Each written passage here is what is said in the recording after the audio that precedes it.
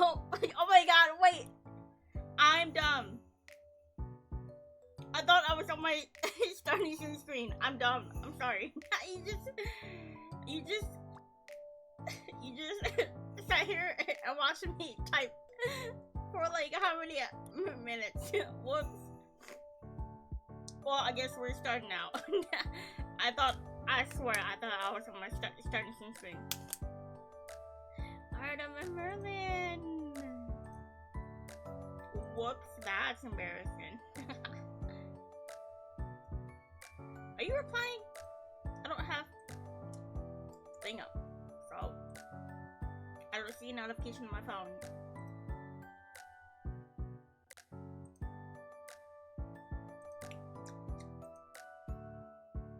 Yeah. Finish work. And then we have lots to do later when you're off.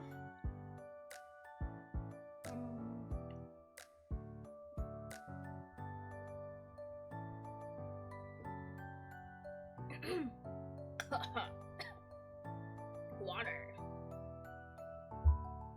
Oh my god, that was so embarrassing. I thought I was on my starting Zoom screen. You guys just sat here and watch me type.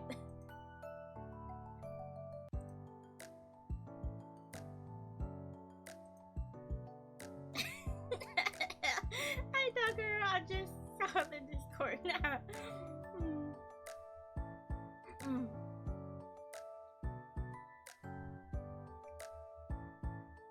I'm like not.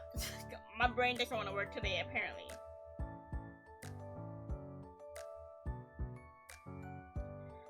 But I'm going back to my roots today. As I said in my description, I started all this so I have the excuse to play my Otoma games and my dating games. Okay, that's really the only reason why. I kind of started streaming.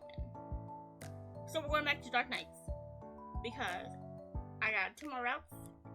I don't know when the DLC is coming out, but I want to finish Dark Knights before the DLC comes out. So let me close Discord completely, and let me pull up the game. But how's everyone's day doing?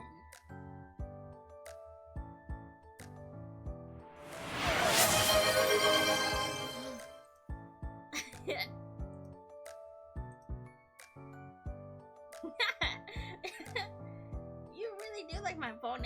You have 5K already? 5K points already? Wow.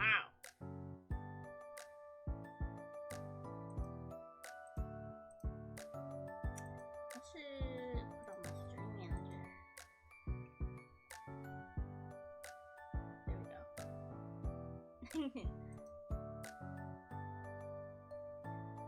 I kinda wanna fix my hair a little bit. I gotta edit my hair a little bit more.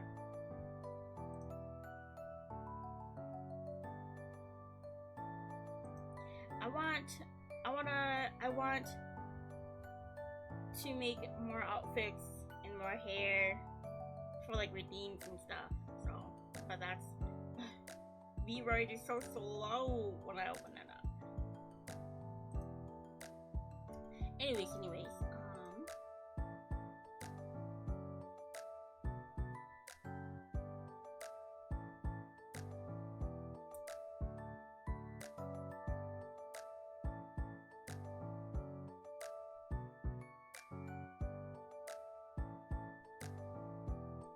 Okay, hold on. I thought I saw like an update or something.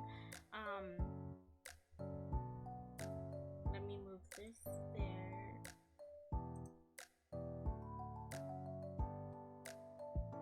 Okay. Dark Knights. Oh, I haven't spent time like reading in so long.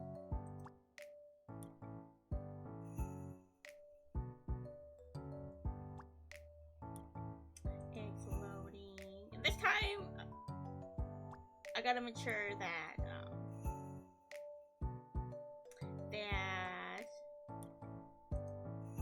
my desktop audio on. I gotta keep checking my audio. I don't know why I keep making the same mistake. Okay, here we go.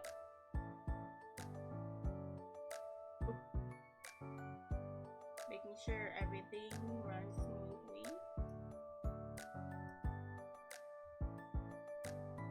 I have that up. I have this up. Do this and do that.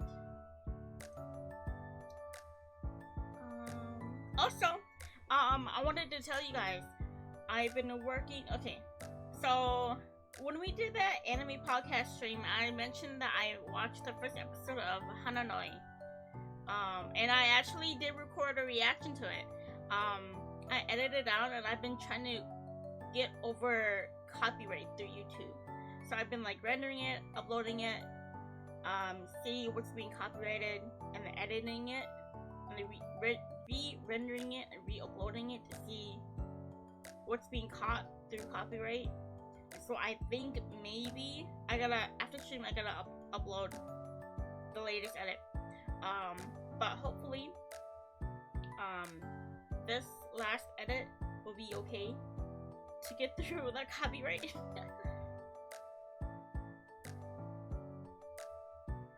And let me guys know if you guys like the way I edited it. I don't think I've seen anyone edit it the way I have before. So yeah, so hopefully they'll be up today after stream. I don't want to upload it while I'm streaming because that might fuck over the stream. So I'm gonna upload it, which won't take too long. Like, it takes like 30 minutes to upload on YouTube, but it takes forever to render on my laptop. I don't fucking know why. It's like a 30-some minute video. So, but it's like whatever. I've been checking through it. But yeah, hopefully this time copyright won't go through. It's like technically the full episode, but I edited it so you would, yeah, the PBs.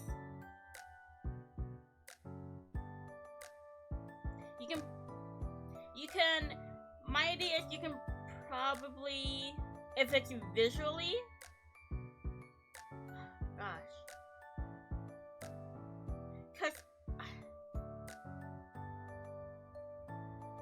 because if it's visually, you might have to download the VOD, block it with like a black screen or whatever, and then re-upload it. And uploading to YouTube sometimes takes forever, especially if it's like a 2-hour long VOD. I've had to manually upload 3-hour long. Oh my god, my throat, sorry. I've had to upload manually a 3-hour long VOD, and that took forever to upload. So be prepared to set aside at least 2-3 hours for it to upload if since the VODs are really long. And you have to render it. You have to render the video too. So that's like another extra like 2-3 hours. So set aside like a whole workday to render and upload.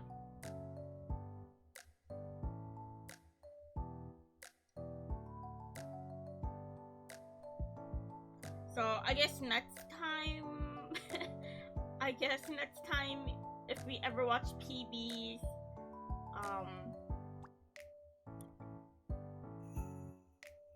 we should find a workaround around that, so you don't have to download, edit, render, and manually upload to YouTube. Yeah, you'll find a way.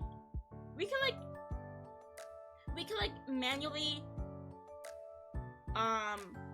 since you're screen sharing, if we block the PB on stream, you won't get copyright, but me and Stitches will still be able to see it because it's through screen share and not on stream. So maybe we can get around that.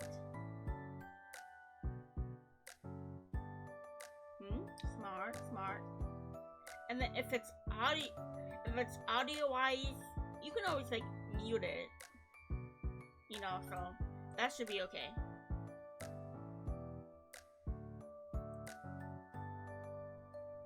I kind of wish YouTube would update their YouTube editor to be a little bit more useful. Like I wish I can add text over in the video. The trimming and cutting is fine. I use that all the time, but I wish I can add like text, especially since I export my VODs directly from Twitch to YouTube, because that takes way shorter of a time uploading than manually doing it.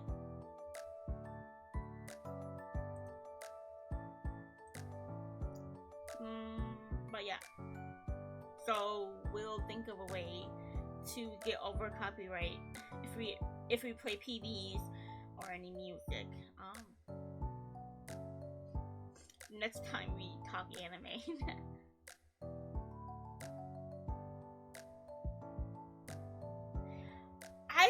You know what? I've been thinking of doing that myself. I have everything on one channel, but I've been thinking maybe I kind of want to try a stream where I have the audio split to where I can play. I don't know if it's too risky to play copyrighted music on a different channel, so then in the VOD you won't hear it, because you know, I know they can live strike you, you know, so I'm kind of iffy on it. So yeah, it's iffy, but I wanna see if it works.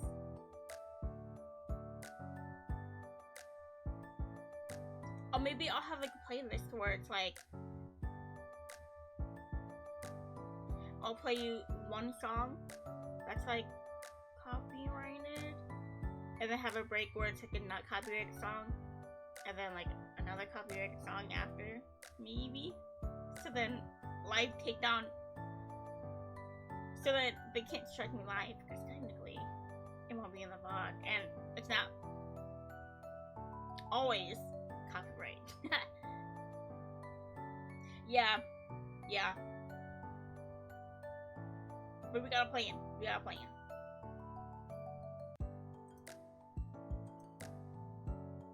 Okay, back. I guess this is just a good warm up for me. I'm gonna be talking for like 3 hours, so I got a new water bottle. I have half a water bottle still left from yesterday night.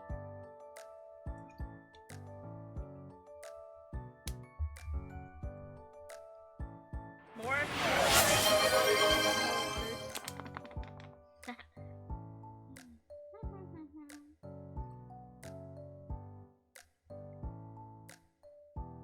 There should be a sound effect for the points. We gotta look at that. It's not gonna be this upcoming drawing stream, but maybe the one after that. I should try drawing custom animated stuff for like redeems and stuff. I don't know what I'm gonna do, but like I want to try it out. I gotta like brainstorm. And maybe we can start with like the points first, like something cute for the point redeem. Maybe I can take inspiration from the one that Twitch provides, of the box dropping down, and then it opens, and then I come out of it with like points flying out. That'd be cute. That'd take more than 3 hours to make, but it's something.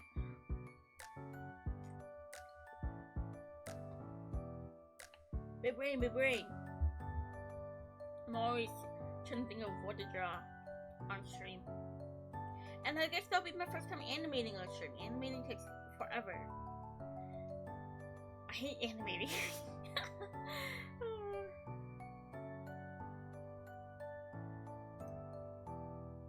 Okay. Enough yapping.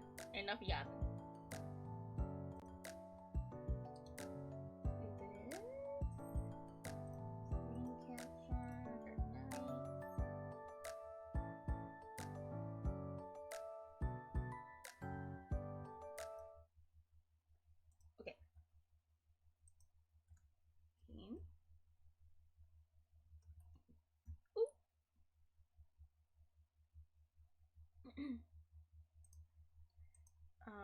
Make sure my desktop audio is on. Then I gotta turn on the audio for this.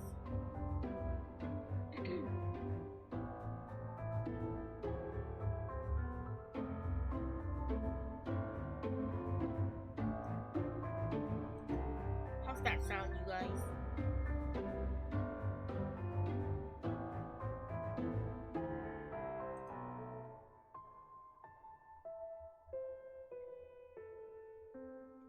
You know, I also could draw new stuff for my panels too.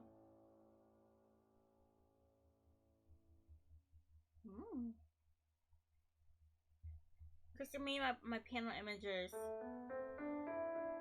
very quickly. Just to have something cute to look at.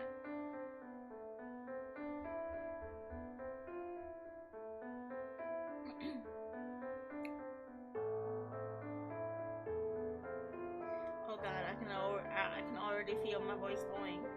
But I mean, it shouldn't be too much of a problem. I mean, we streamed for 6 hours yesterday.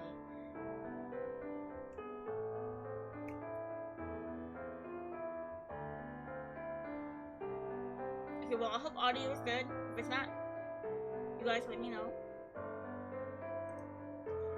Maybe put a... just be on the safe side.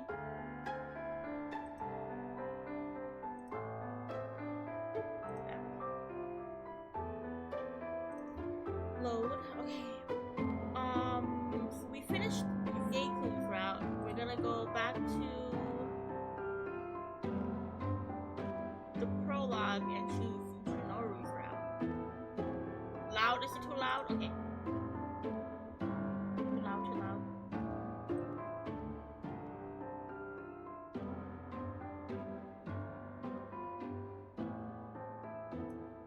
I should put this on volume down too, huh? How about now? A bit more?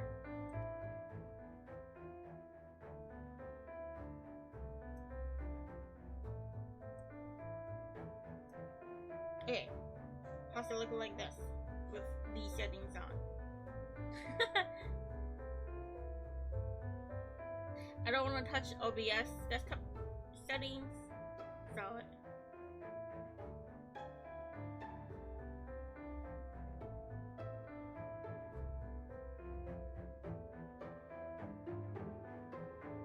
that should work? Okay. If it doesn't, let me know.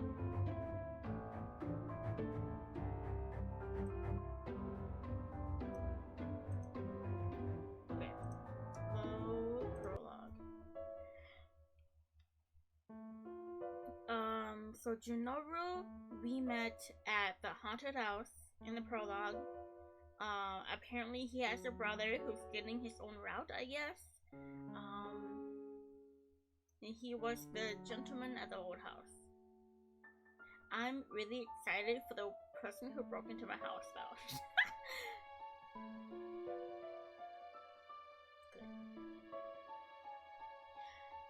Wait, why did he pop into my mind? Yeah, he has a fake presence, but I try to remember his appearance. I should question him again.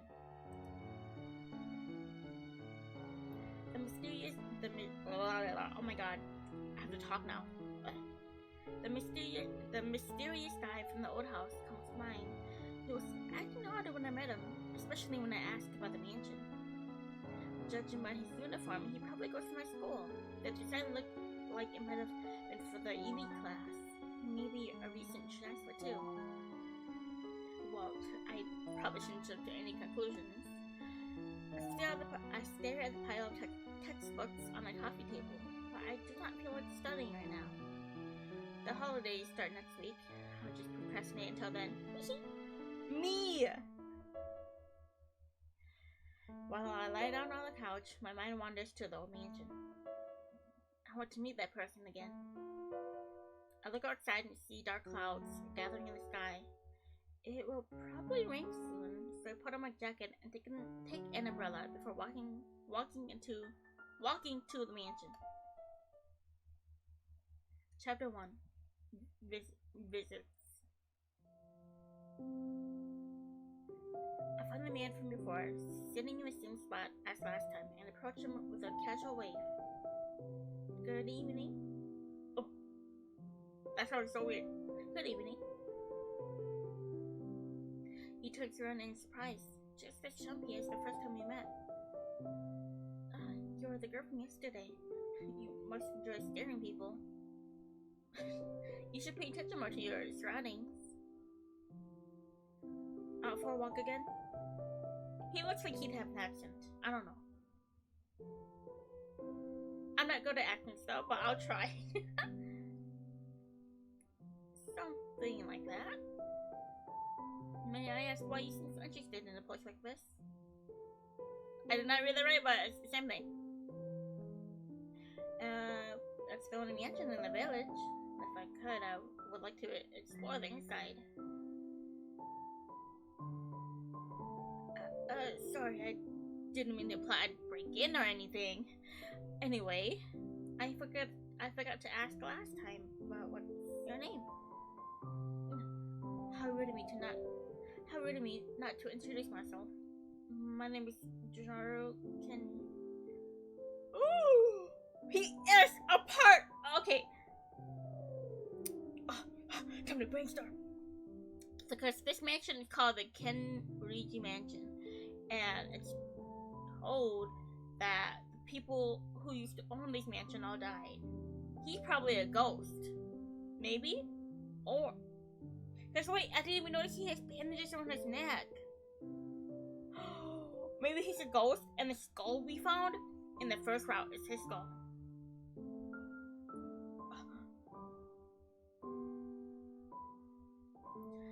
My name is Junoru I'm gonna hate saying this name.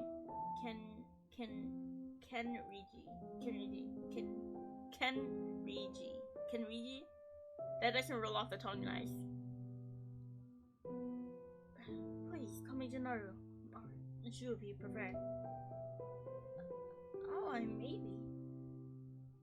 A slow smile spreads across Junoru's face as he watches me. I feel a little bit self-conscious, but I'm glad he's no longer gloomy. Suddenly, I feel something drip onto my nose. As I look up, I realize it's raining. Well, I'm glad I thought to bring my umbrella. If you don't want to get soaked, we can share my umbrella. Thank you. I hold the umbrella up. I don't know how to roll R's. I can't even properly say my S's and my Z's correctly, like a normal person. I took speech from primary school to middle school.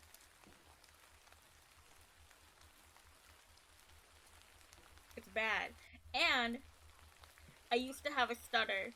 It was very temporary, but I used to have a stutter. So I can't talk. I can't talk at all. I've always wanted to learn how to roll my R's though.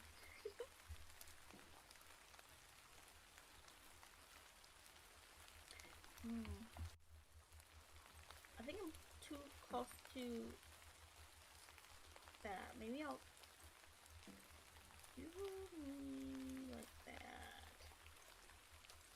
so I'm not blocking too much of the text.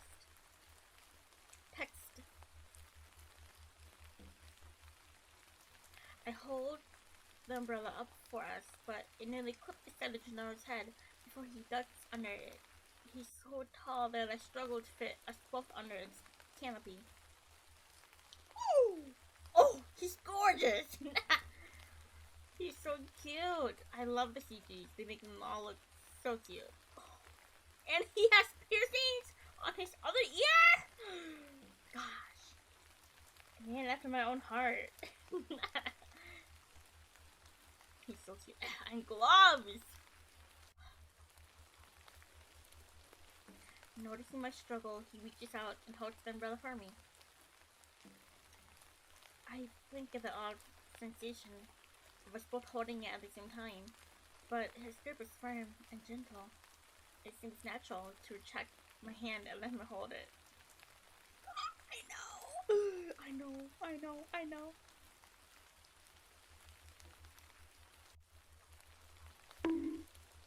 No! Stop bothering me! The bonk.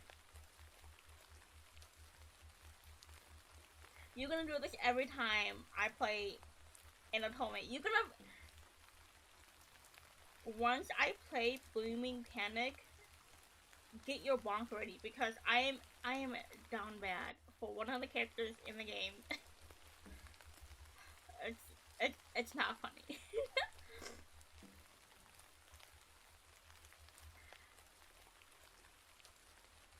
He's standing so close, and we've only just met. Nice weather today, huh? I want this over here too. So let me do a split screen for that. And then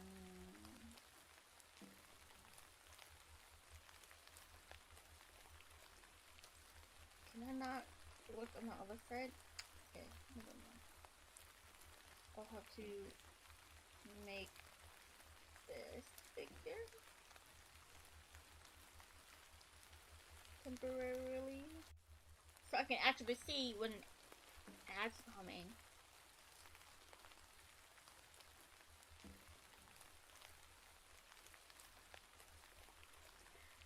Nice weather today, huh? Click. Click? Are you... Okay. Bonk status ready. You must have known it was going to rain, yet here you are. You must be one of those rare people who enjoy being out in the elements.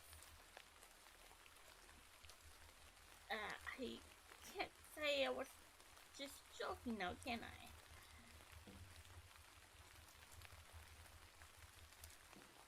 The wind grows stronger, blowing raindrops against my leggings. Leggings in the rain? We about to be cold!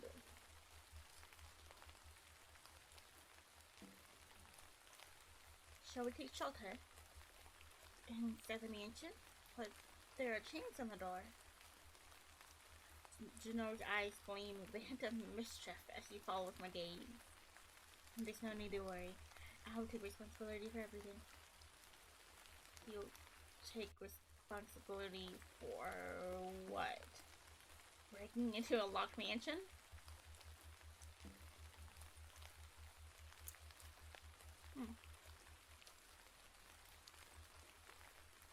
I will also fix my model a little bit. My camera needs to...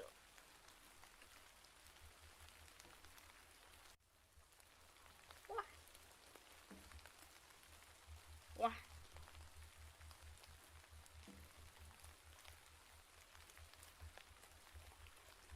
Okay, hold on. The thing with this is... sometimes it traps my eyes too good. I'm not even wearing contacts today. But I don't want you guys to watch me with like my eyes half open. like, for 3 hours. Okay, that should be okay. I will take a sword. Or I will save. Right? Okay. Take one. I'll skip this. This would be Junoru's route.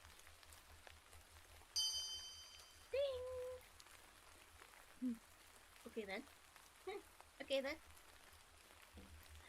I should still be careful though. This guy's a stranger. Please, follow me. Junoru guides me towards the garden. We do not get very far before he suddenly stops and turns to face a wall. He presses a single brick in. Of course he does. And the secret entrance slowly reveals itself. Whoa! How did that? Oh, it's like a hidden passage straight from a book. Junoru chuckles at my reaction. It is rather dark in there, so please stay close. As we step into the main room, my eyes are immediately drawn to the vibrant paintings on the walls. I know! His normal spirit does not make him justice at all. But in the DLC, we are getting art updates. I think I showed you how the art update in the DLC will look. The art upgrade, wow, fantastic. I feel like the sprites for them all kind of don't give them justice, but the CGs I feel make up for it. But also the DLC will also make up for all the sprites too. And I think the new CGs would definitely be upgraded too. And they said that there's gonna be a little bit of like animated CGs too, which I'm excited for.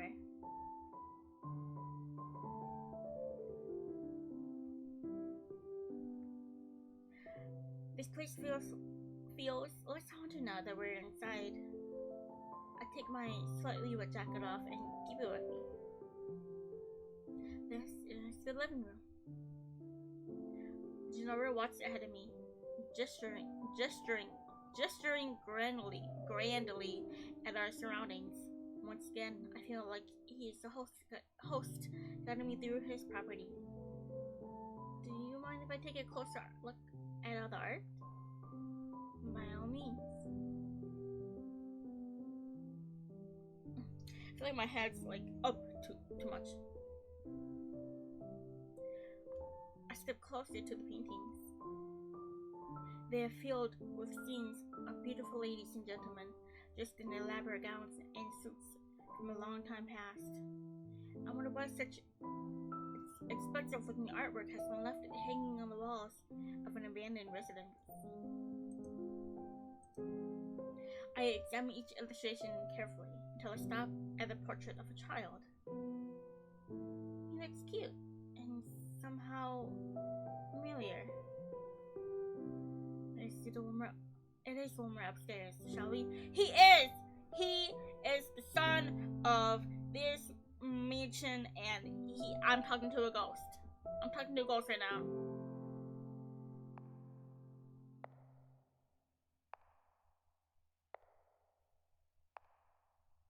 Our footsteps echo across the spacious room as we walk upstairs. I cannot help but notice the decorative moldings of the walls, the abstract patterns so elaborate they almost seem to tell stories. I absentmindedly bump into Junoru's back. Oh! Sorry. Oh, you're right. I realize people often find this place unnerving. I'm fine. Everything has an odd but pleasant charm to it. Pleasant? Go on ahead. Don't mind me. I can't think of a way to I can't think of a way to tell Junoru my thoughts without coming off as weird. Despite being an old abandoned mansion, seeing more only makes me curious rather than scared. Where does this room lead to? I walked into an unusually big bathroom after Junoru opens the door and catches a glimpse of my reflection in a broken mirror. The foreshadowing! This is foreshadowing. I'm calling it right now. But for sure Junoru is like a ghost. He has to be, or some sort of ghost. The sudden glimmer and the dimness startles me, looking.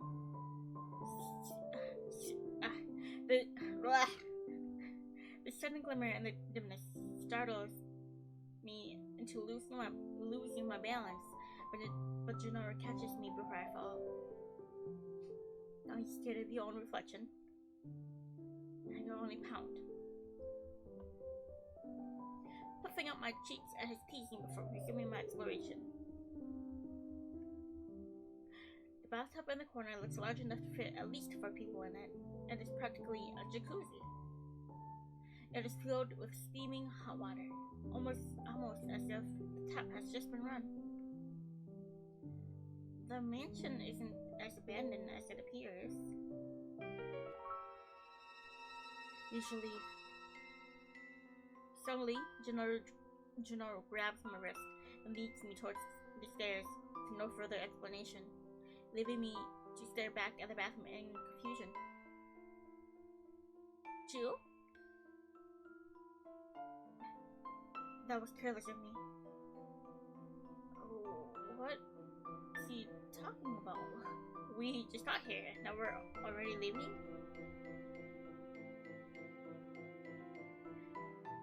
You should be on your way. May I ask why? Everything seemed fine a while ago. Because Junoru presses his lips and averts his gaze. I'm sorry. There's nothing to apologize for.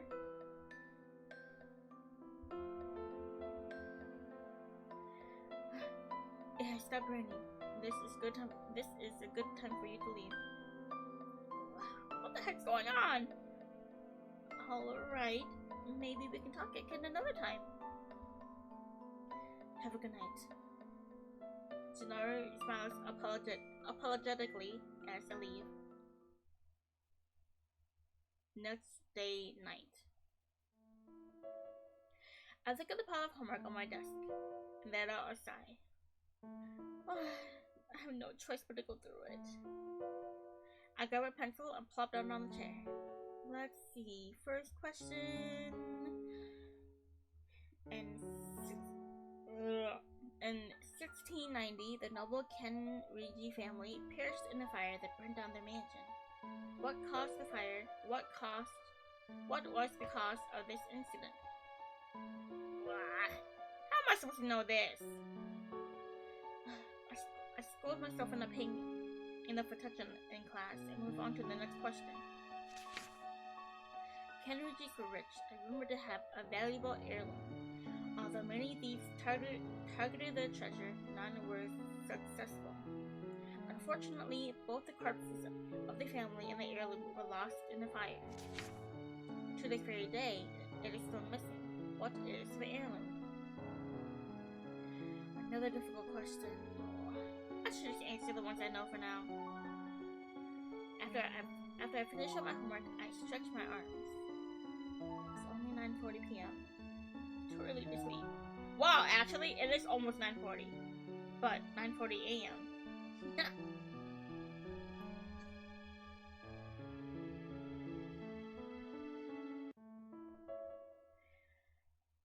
I have so many thoughts in my mind. Perhaps I should write them down. I open the drawer and take out my journal. The last entry was 2 years ago. Right, I went to the Moon Festival with Iki and Ryoji.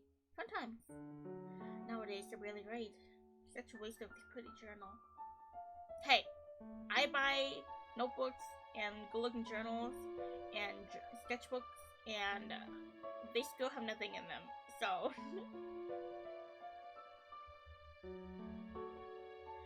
Lately, a lot of things are happening in the village. Running can clear my mind.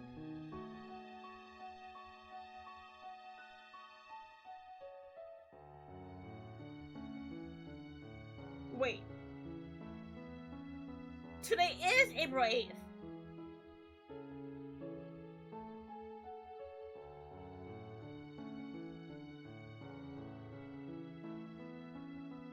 Ooh. Is this a coincidence, or did it read my date from my computer? I'm suspicious. I'm suspicious. Today is April 8th. In the past few weeks, strange things are. Oh my god. In the past weeks, strange things are happening in the village. People have gone missing. I know! Suspicious. Recently, I met Junoru at an abandoned villa and decided to investigate him. His family name is rather particular. I just found out that Kennedy died 5 centuries ago. He has the same family name. Is this merely a coincidence?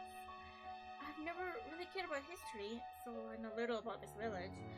I realized it could be useful in this research. I don't know how to link him to the disappeared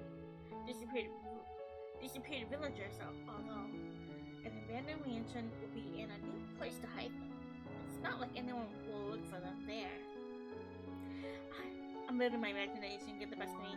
I need to learn more about Junoru to determine if he's involved in any of these crimes. I must be cautious, so that he doesn't suspect me of stalking him. For some reason, he never goes to school, even though he wears our uniform. Could he be one of those invisible elite class students? He often goes for walks at night. This gives me the opportunities to meet him. These days, I feel lonely, and he always seems available. New connections are hard to make, but things have gone well so far. Another reason I chose him is because, let me see. Well, he does look handsome.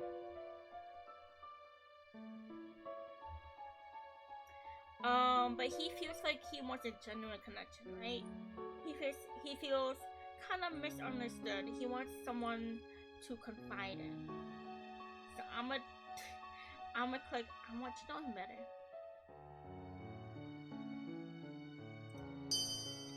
Another date. I want to get to know him better. My first impression is that he may be reserved, but he's actually talkative. He always has a hint of sadness in his gaze.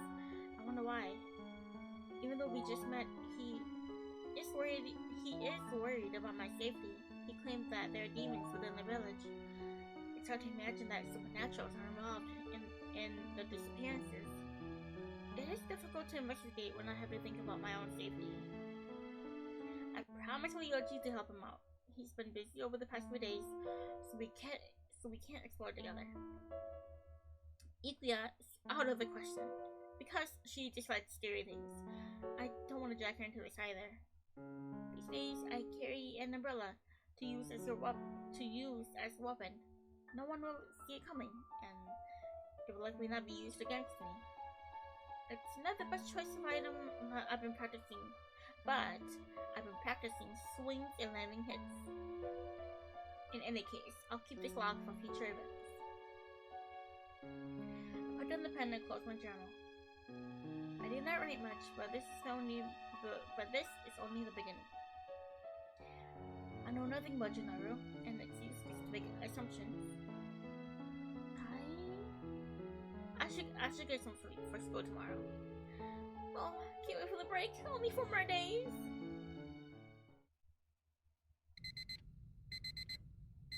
The loudness of my alarm brings me out of my slumber. Not now. I reach for the alarm and hit the off button. I'm too tired to get up. My thoughts return to the dream I just had. I was walking through the village to look for someone, but I don't remember who. Junoru was doing something on the other side of the street, but it was too dark to see what. All I remember is that it was suspicious for him to be out at midnight. After that, I woke up. What time is it actually? The alarm reads 7:10 a.m. It's early. I should probably get up. I flipped through a magazine while I had my breakfast. He published this exact same article last year. Couldn't they come up with something new? Even the photographs were reused. I'm pretty sure these are from the summer issue. Another story about love at first sight. Wow. Sounds awfully similar to the one from the last volume. What a waste of time and money. I'm unsubscribing. No!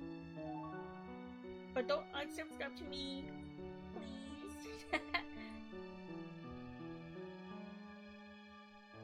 I took the last bite of my sandwich and looked at the time. What the? Are you kidding me? Maybe I can still make it if I run. Run. By some miracle, I arrived at school on time. Morning! Morning, yeah? I saw you running past the schoolyard. You should go to sleep earlier, you night owl. I always go to bed early. That was not the reason I was late. I just got distracted. Anyway, did I miss anything? No, don't worry. We won't walk. No, don't worry. We're only talking about the news. I don't like the voice I'm giving her. What happened? We're still behind on the times, huh? I turned to see Ryoji walking towards us. It's not just the forest anymore. There are rumors about demons being in the village too. No, we solved that! We solved that already. Last route. Don't bother him. What?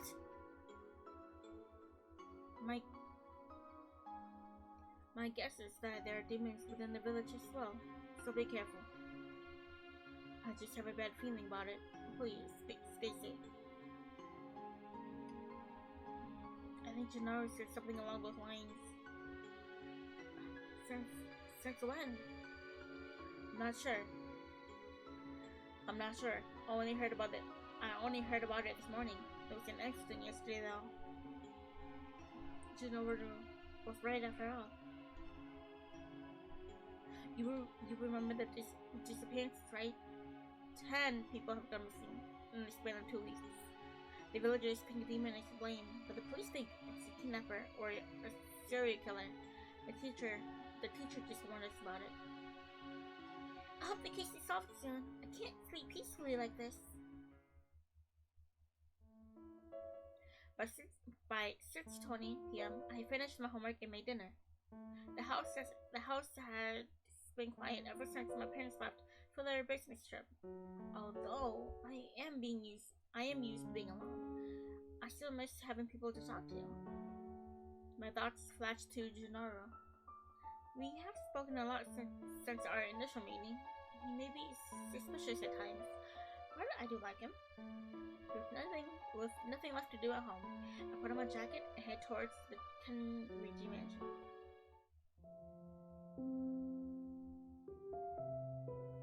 My journey ends after a few short minutes, and I begin searching for Junoru. Much to my disappointment, I do not see him in the front yard. I wait for a bit longer, but he never shows up. I can't help but feel let down. Instead, I head to the park to burn some time. It's back in the day. The park is empty and quiet at night. As I walk the path, however, I notice I'm not entirely alone. When the person turns to look at me, I realize it's Junoru. It is a pleasure to meet you again, Miss Evie. When I heard the man's voice, I feel strangely happy. Junoru! What brings you here today? Well, I was just taking a walk, staying in the night, exploring. Oh, I see. We bump into each other so often lately. It is starting to be more of a surprise when you do not appear. It must be a coincidence. We both like to go for walks in a tiny village like this. So, Junoru smiles wryly and chuckles. Hey, it's the truth! Of course. We walk through the park together and eventually stop just at the bench near the path. Now that I think about it, Junoru might have thought I was creepy if we met at the mansion again. Do you pass through the park often? Rarely. As it happens, I felt like taking a different route today. Junoru leans forward to rest his elbows on his knees. He asks about my day, but there's nothing much I feel like sharing. Instead, I want to know more about him. I will save. I feel like asking him where he lives is like too TMI. Too much information. You don't just ask where people live when you first meet them.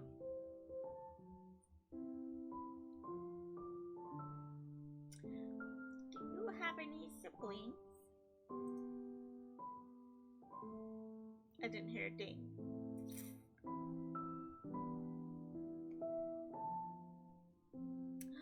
Older brother, so he's the baby. Okay. Yes, I have an older brother. Though you may have trouble recognizing him, he is my complete opposite in both appearance and personality. Yaga, he's blonde. I've seen. Do the two of you get along? Not quite like we used to. Even though we were raised together, we became more distant the older we grew. Now he almost completely ignores me. Did something happen between you two? Oh, nothing more than typical issues between siblings. What about your parents? Junoru looks flustered for a moment and averts his eyes. They are not with me anymore. I lost them when I was young. Oh, sorry. I shouldn't have asked something so personal. No, I do not mind talking about it. The past remains the past. It is better to move forward with the present and the future. Despite his words, his expression remains sad. It is as if there's always something heavy on his mind. I'm sorry for asking so much, but I want to get to know you better. You seem oddly eager to know. You've got the wrong idea. It's not like I'm going to stop. I was only teasing you. Junoru snorts a small laugh, amused at my embarrassment. And soon we were both laughing together.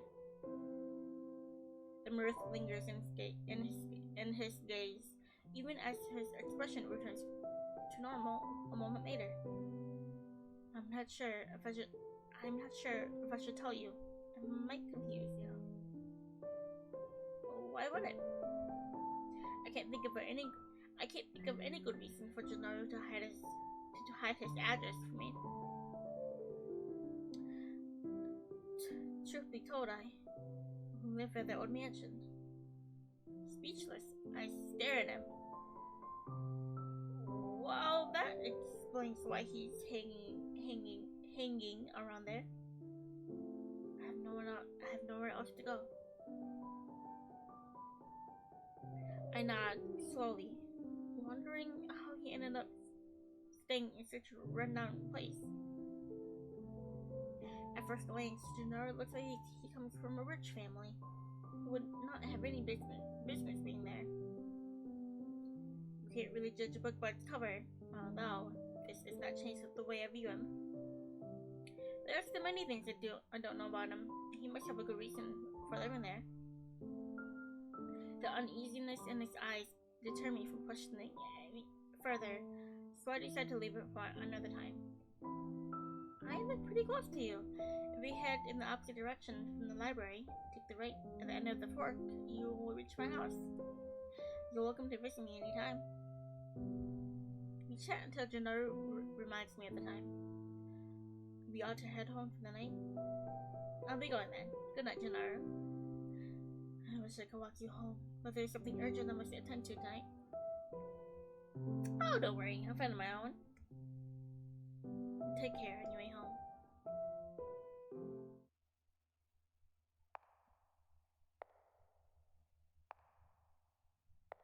The streets are so quiet.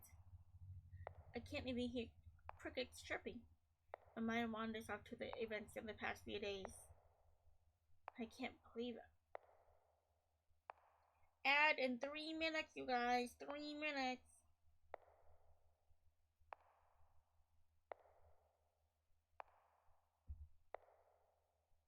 I can't believe I was ever suspicious of Junoru. I guess I'm more judgmental than I thought. I don't even know what class he's in. Maybe I should ask Ryoji to check the student registry for me, just to be sure. Well, I can also ask him myself. I'm sure we'll see each other again soon.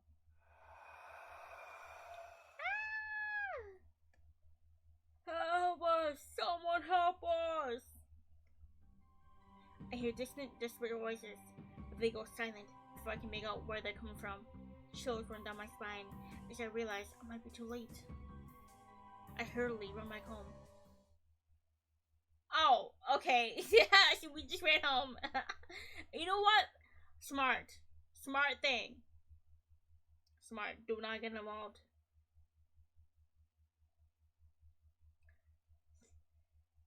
It's finally Thursday. There's only one more day left until the break. I fall asleep during my chemistry class and nearly forget about the lunch break. Those screams you heard last night made it impossible to sleep. I feel a tap on my shoulder and Ikuya greets me with a cheerful smile. Yo! Oh, Ikuya. No greeting from me. You know what? I'm kind of sad we can't romance Ikuya. Ikuya is really my type too.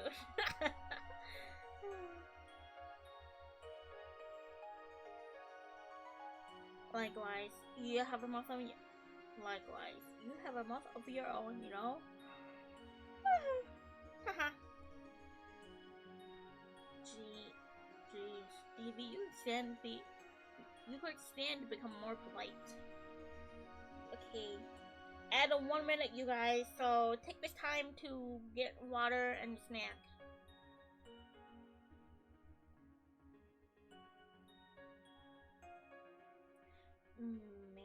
Maybe you should take you on advice, Ryoji. What, are you on her side? Ikuya teasingly pokes Ryoji's cheek. Obviously, you're the one who started it. Although, if they get together, I won't be mad. I see it. What even? You two sure get along. Oh, it only looks that way.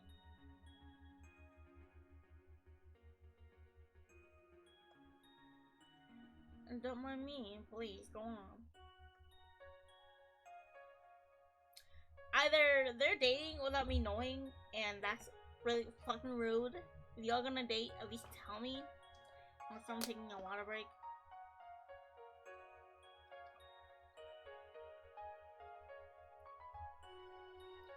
Rest of my voice. Hello? Here we go.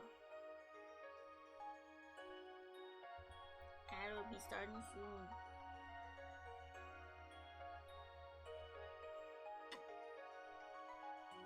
Mama.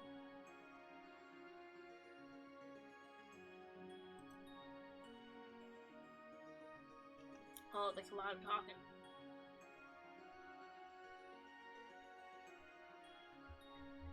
I should have made tea.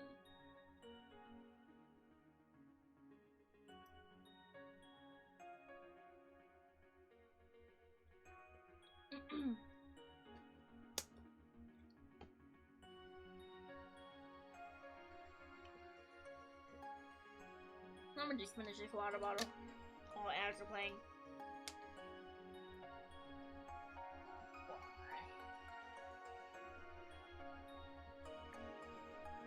I do like this ponytail though. Cute.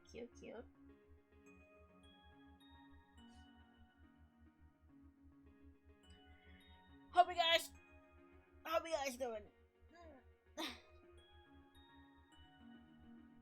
An hour has gone by already.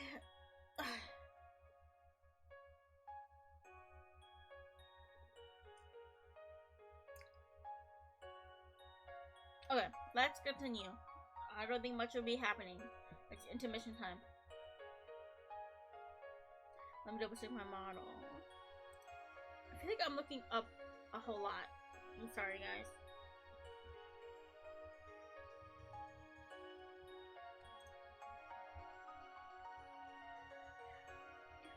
Yeah, part of the script too. Oh, you're so sweet, yeah.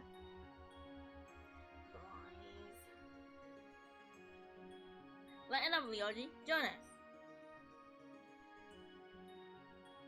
Sorry. Ooh, had a burp.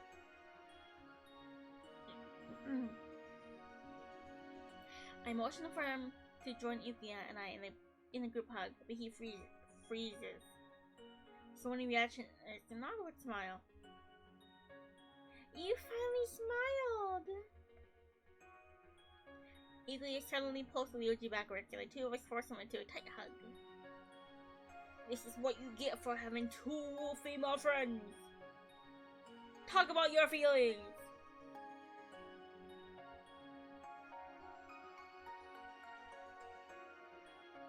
Here we go, this is how it should be. Oh lord. Too cute. I'm thankful my friends are here to offer me a distraction from my worries.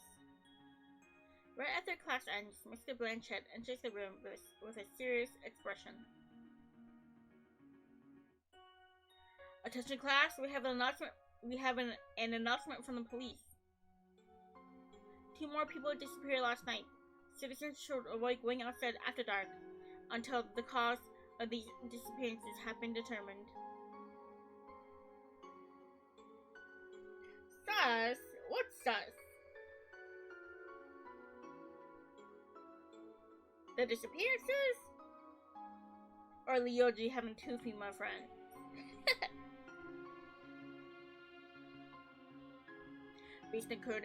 Based on current evidence, these disappearances tend to occur after 9 p.m.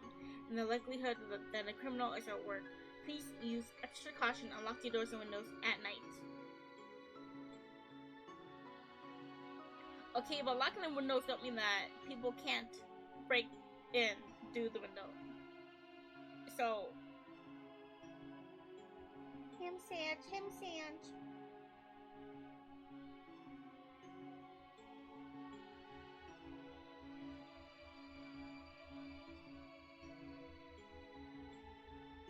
The teacher sternly looks at each of us. Such a string of disappearances have never happened in this area before. Hi, Jam! Welcome. How we doing today? Did you rest up after yesterday's stream? That was such a long stream.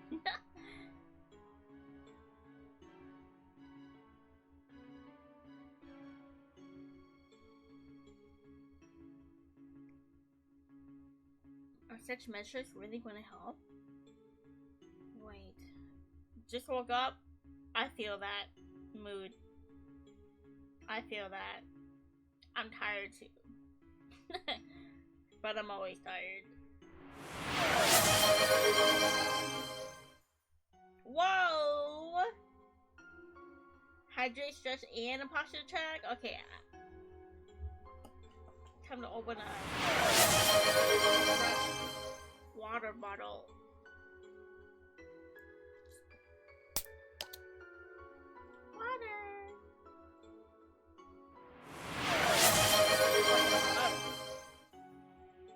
Welcome, Pepsi Man. Hope you enjoy the stream. You get to see me play my murder mystery otome game.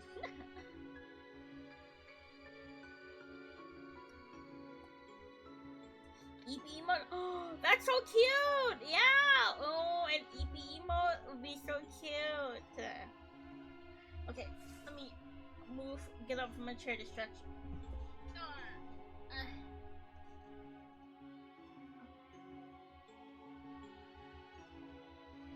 Oi.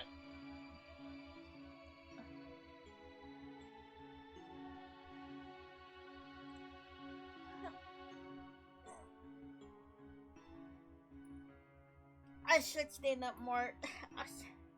Since streaming, I sit down too often. I sit down too much. Get blood circulating to my legs. Oh my god, why my model look like that?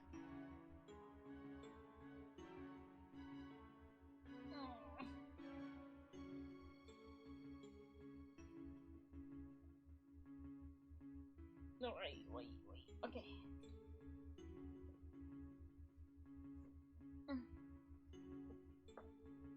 Come back.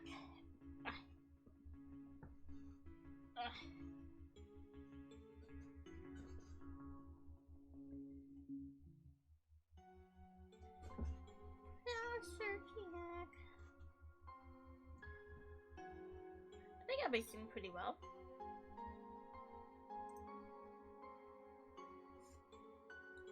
Do we go?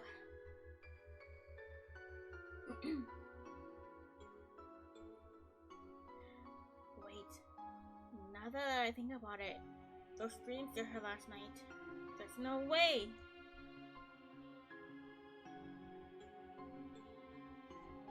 I like this one. I like this emote. It's so cute. Something might have happened right by me. I couldn't do anything. Yeah, the eclipse. I don't know if it's gonna go blind myself. No. Eclipse. I don't know if I'm within the eclipse range. I might be. Eclipse 2024.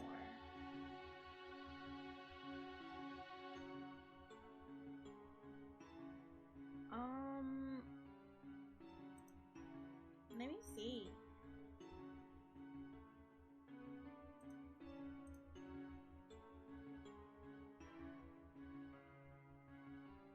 Odds to see the eclipse where I live. I'll be a partial eclipse about 75% of the 75% of the sun covering the moon.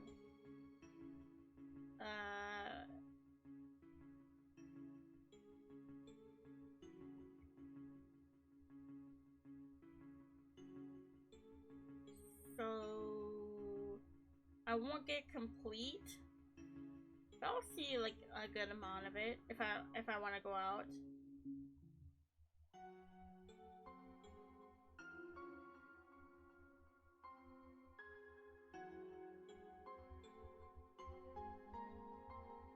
I don't know if I want to go out to like look at it. I don't know.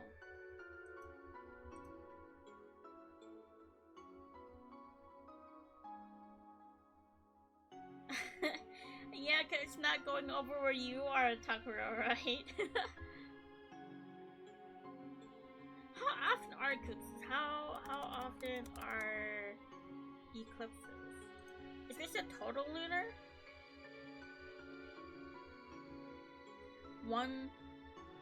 Every 1 to 3 years. Oh, okay, that's not too bad. Why today's events are so rare? Yeah. Why are they so rare for today? A rare total solar eclipse.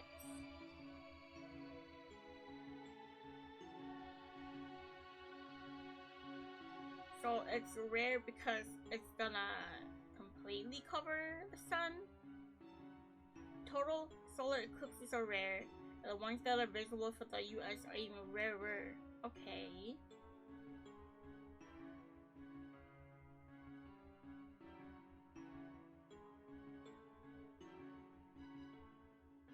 I don't have glasses to be looking up at the solar eclipse. So I don't know, you guys.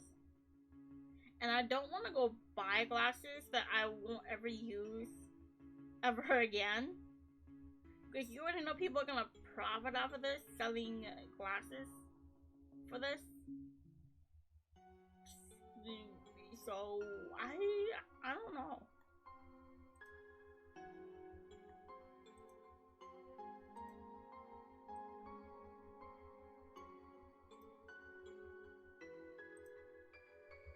Back to game. But yeah, I'm already blind. You guys wanna know what my prescription is for my glasses? I am a negative 3.75. I'm blind. I can't live without my glasses. I'm not trying to get any more blinder than I already am.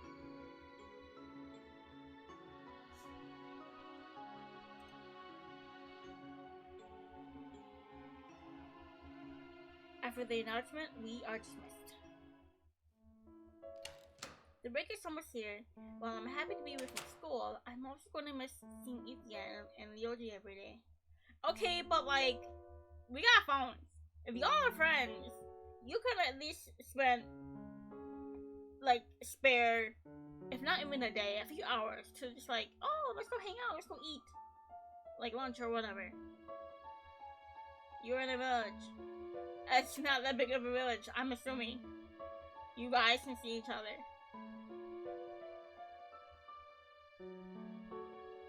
Oh, well.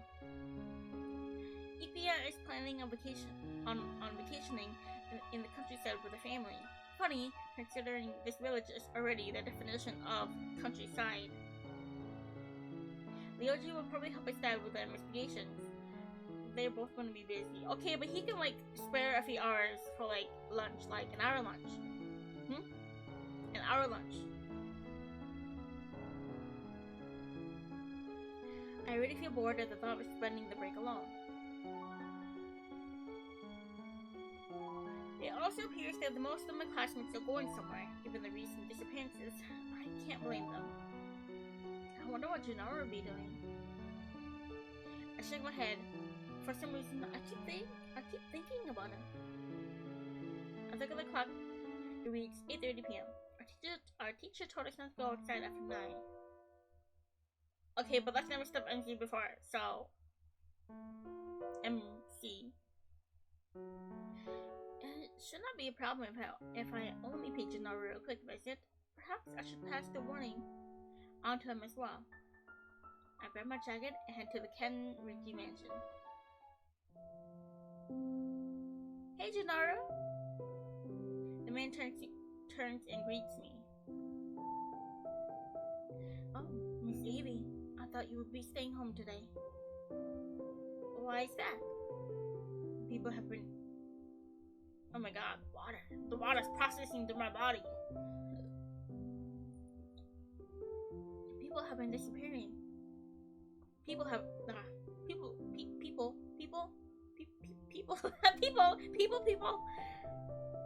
People have been disappearing. It would not be wise to walk around town alone, especially after 9 p.m. Have you not seen the news? Well, it's not 9 yet. The disappearances supposedly only happened sometime after that. It would not hurt to be more careful, all the same. Yeah, but I wanted to see you. After a moment of silence, Junoru chimes up with something unexpected. I think I will begin investigating the demon rumors soon. Huh? Are you joking? Why would you do that? No, I'm not. I want to stop the disappearances.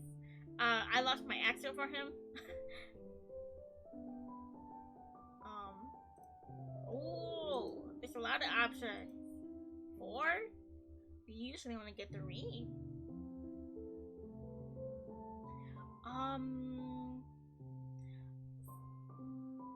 So I don't like the first 2. I think it's dismissing his concern, even though it is true, it is crazy, and it is dangerous. Well, okay, this is saying he is crazy, so not that. It is dangerous, but he's insisting. Can I join you, or what if something happens to you? He's concerned for us.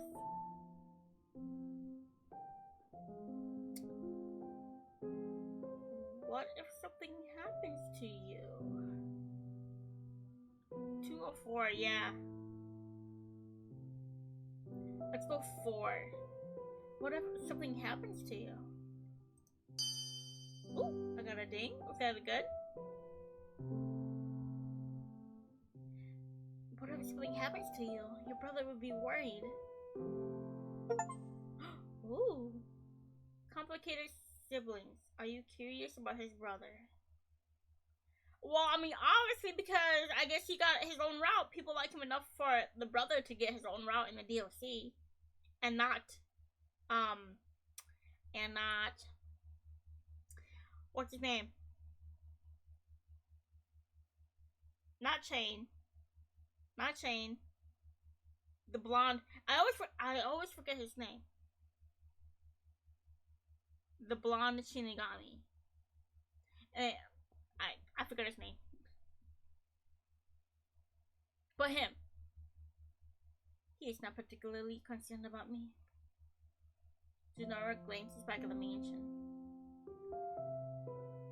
Where is he anyway? I've never seen him with you. He mostly stays inside, but he does come out every now and then. Junoru looks flustered. His mood changes whenever he's talking about his brother.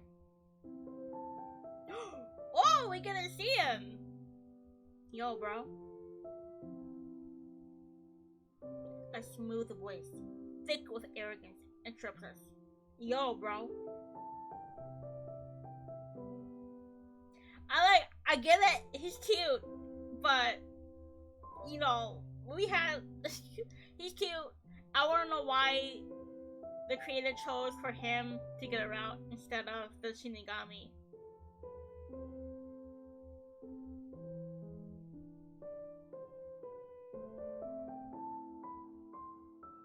We turn around to see a man with gray blonde hair approaching us. He casually smirks at me. His golden eyes are similar to Junoru's, but his musty hair, as if he just stepped out of bed. Is that his brother? They really don't look alike. What? Junoru has an accent, but his brother's not gonna have an accent. Oh, what are you doing here? You're not having to see me, huh? I thought you were staying inside tonight. Nah, I had to come out and meet your little friend when I heard you talking. Smooth, his voice is supposed to be smooth, and I have far from a smooth voice, but I'll try. The guy examines me from head to toe. Wow, why are you looking me up, sir? His gaze lingering on my neck. On my neck?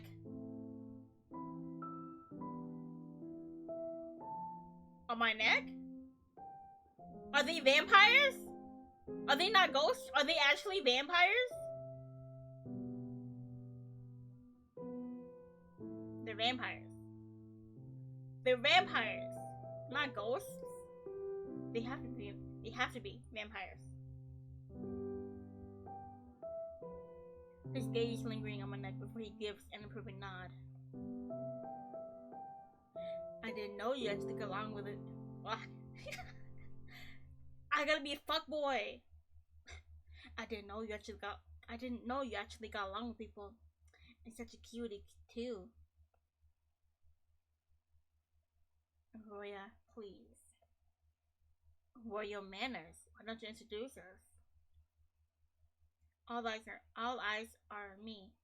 I go into Junoru, but he stays quiet. You should have told me you made a friend. We always share everything. Hey! What? Huh? Hello? Excuse me?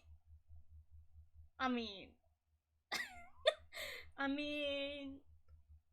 Wow, the music stop. There we go.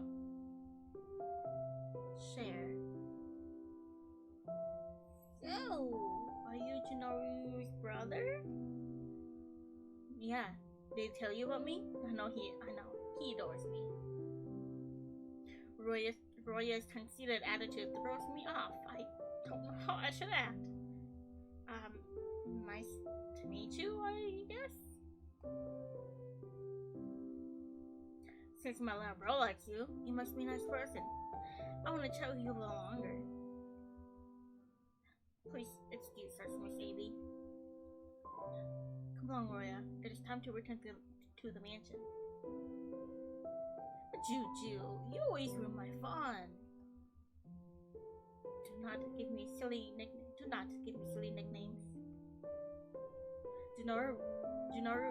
Junoru gestures for Roya. Oh my god, their names are such a mouthful. To follow him, but the arrogant man is too busy staring at me to notice. It feels uncomfortable with this complete stranger invading my personal space. Why are you so quiet? Would you prefer if I called you what my brother does?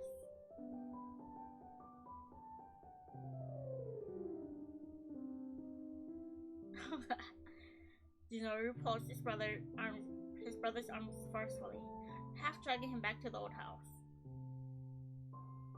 See you next time, Miss Sadie. Stop! Okay! Stop. I wanna beat that arrogant ass. To submission. Breakdown! I wanna see you go through your breakdown arc. The blonde winks at me before he disappears into the darkness along with his brother. I stand frozen and speechless. Did Junoru tell him about me? Roya seems even stranger than his brother.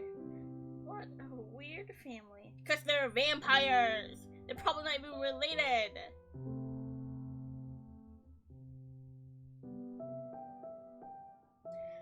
I turn around and go home. Along the way, I get the feeling I'm being followed. I don't think much of it until I recall the rumors. Dang it. This is seriously starting to scare me. I notice a shadow.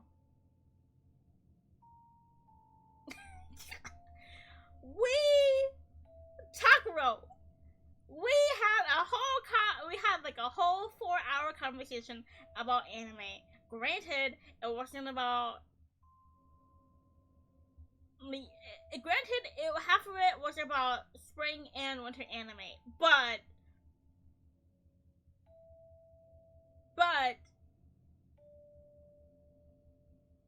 I like BL.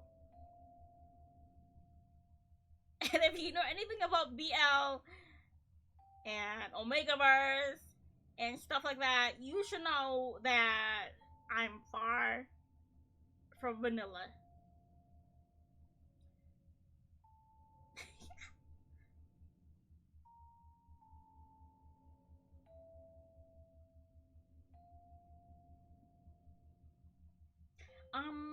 Takuro should have the VOD up on Twitch.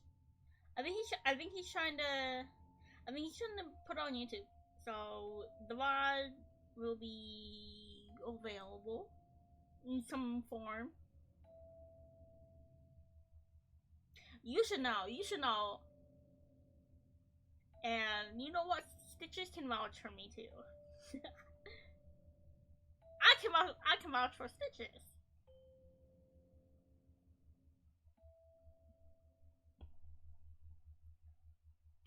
Yeah, okay, but I like me a man.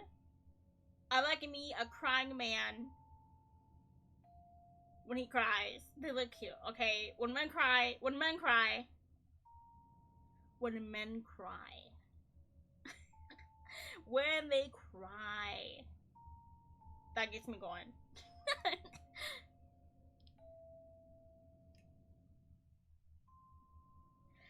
I noticed a shadow being cast from behind the corner of a building, but do not dare to turn around. Now I fear. When they cry, what? When they cry, especially if they're an arrogant little shit like that. The presence looms terribly close to me, but nothing ever happens. That chain? Let out a sigh of relief when I finally reach home. On a whim, I pull the curtain back and glance out the window. Why would you do that? I nearly choke when a shadowy figure dashes away. Going out tonight was a stupid risk. I won't do that again. Hi there! Morning, Yukia. Do you have any plans for the holiday yet? Nope, nothing much. Oh, you aren't gonna celebrate? I have no one to celebrate with. Oh my god. Why do I gotta burp so much today? My parents are still away. The most I'll get from them is a phone call. You can always tell when Itsuo and me. I think I told you already, but we're going to visit our grandparents. I even convinced Leoji to take some time off work to come with us. Yukia grabs Leoji's arm and pulls him closer. What? We're basically in the countryside together, right? Are they not dating? They still have to be dating. Hello? Ikuya smiles happily and winks at me. Yeah, you should also come with us, Ailey. Oh, I don't know. I wouldn't want to cut into your alone time.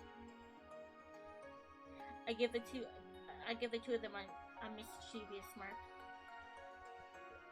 Her alone time? You've got the wrong idea. It won't be the same without you, Avi. It'll be more fun with the three of us.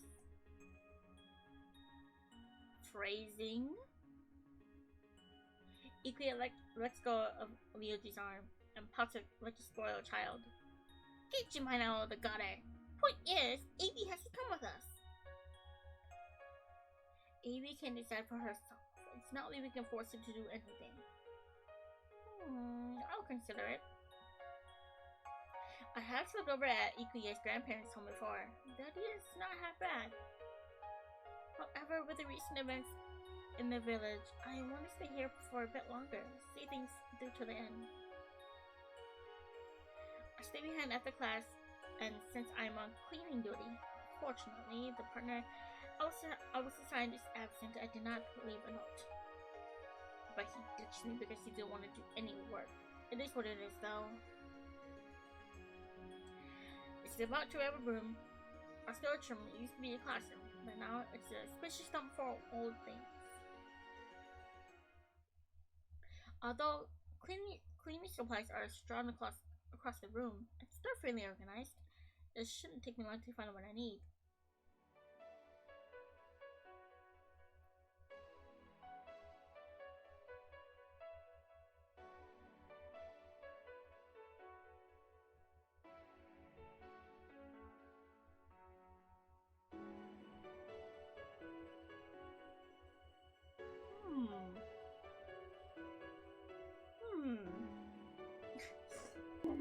Okay, okay.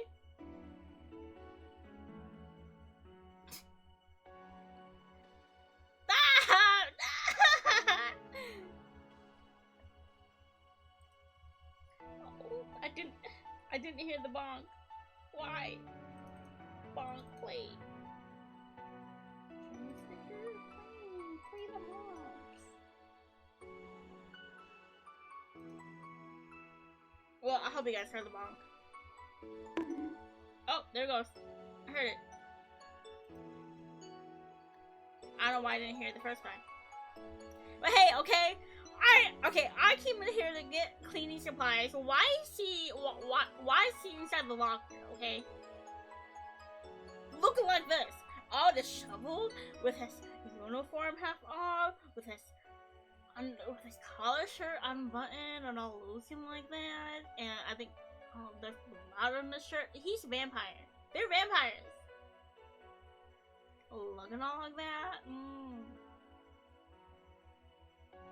Not my fault.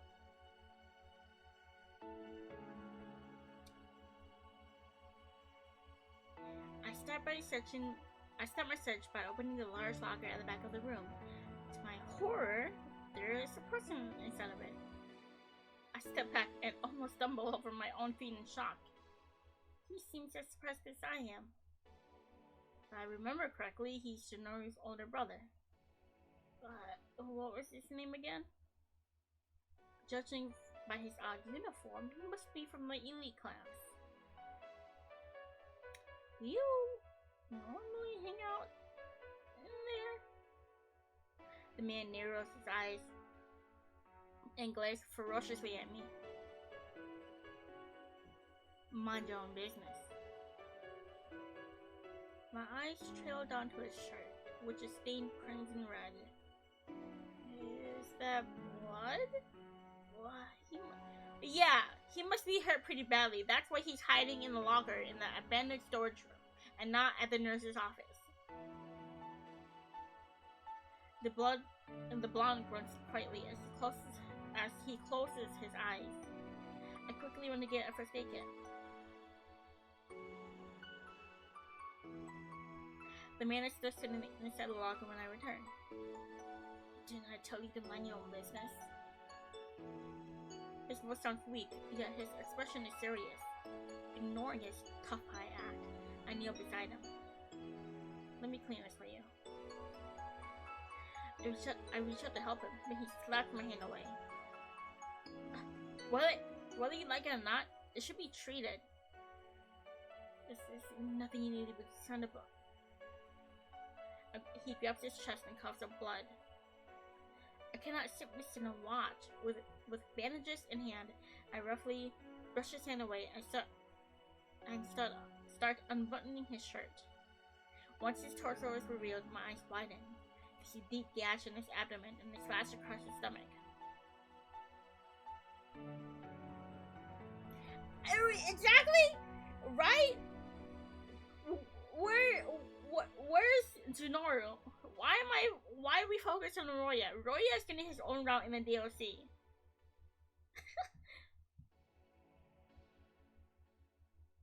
There's a deep gash in his abdomen and a slash across his stomach, both of which are bleeding profusely. I help him turn around and find another wound on his back.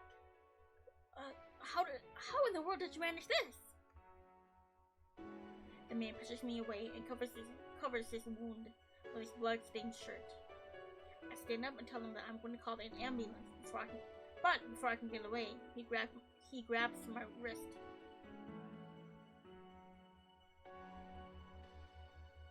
Okay, but that expression on his face though.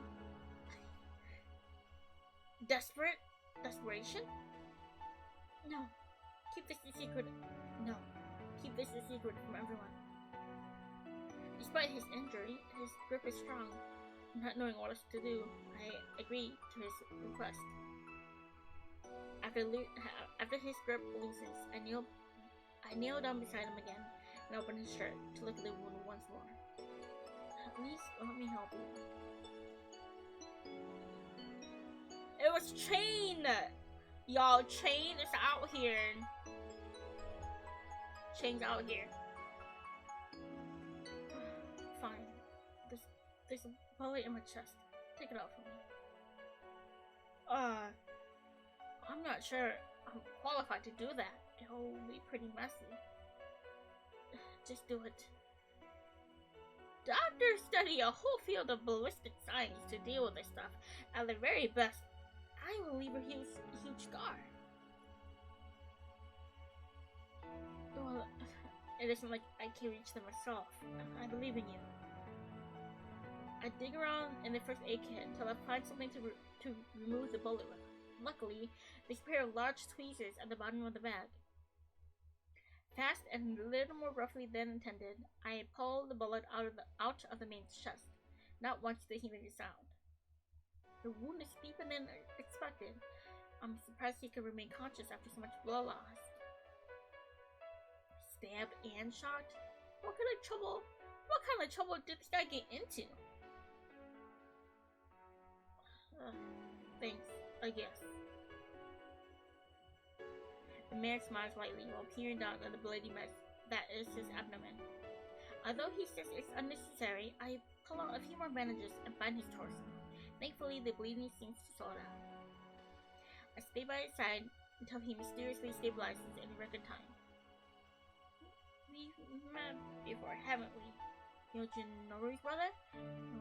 Hi. Sorry, I've forgotten your name. It's Roya. I've never seen you around school. Are you an elite student? Is that what it's called?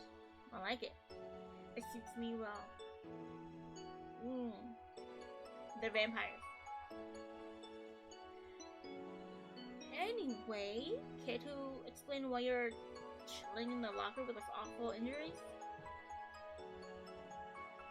Curiosity killed the cat. There are things you're better off not knowing.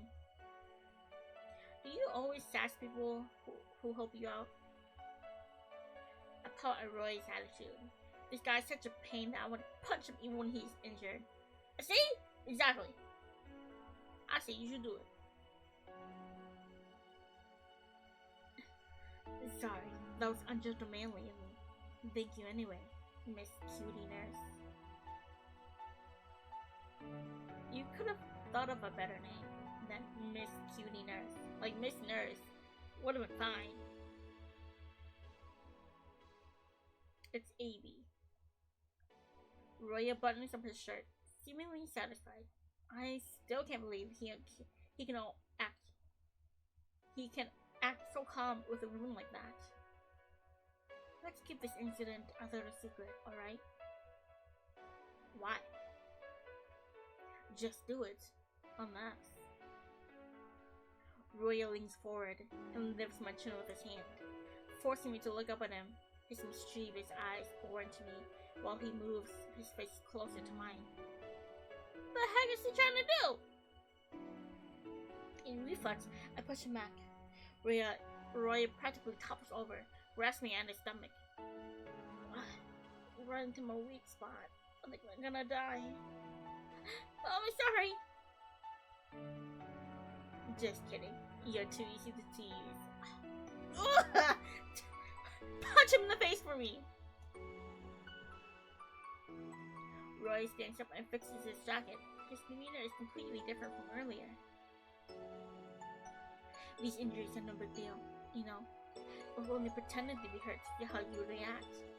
Guess my acting skills are better than I thought. That was just an act? This is nothing. What's the fun messing wrong with you?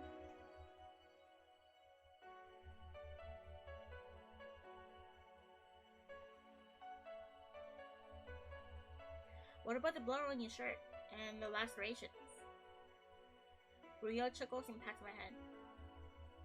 Not much experience with wounds, huh? No need to worry. Well, see you around. What was with that guy? There's no way he was actually faking it. I've seen people with paper cuts who couldn't keep together. Paper cuts hurt, okay? Paper cuts are the... I haven't had a paper cut in forever, but I know if I ever get one again, I'm dying. Well, I have to clean my hands before someone thinks I had a nosebleed or something. I pushed my thoughts to the back of my mind before locating a broom and heading back to the classroom. I leave earlier than usual and decided to go visit the mansion. I've never actually been to the mansion during the day. I wonder if it'll be less spooky than at night. Oh, actually, I really like it without the blue overtone.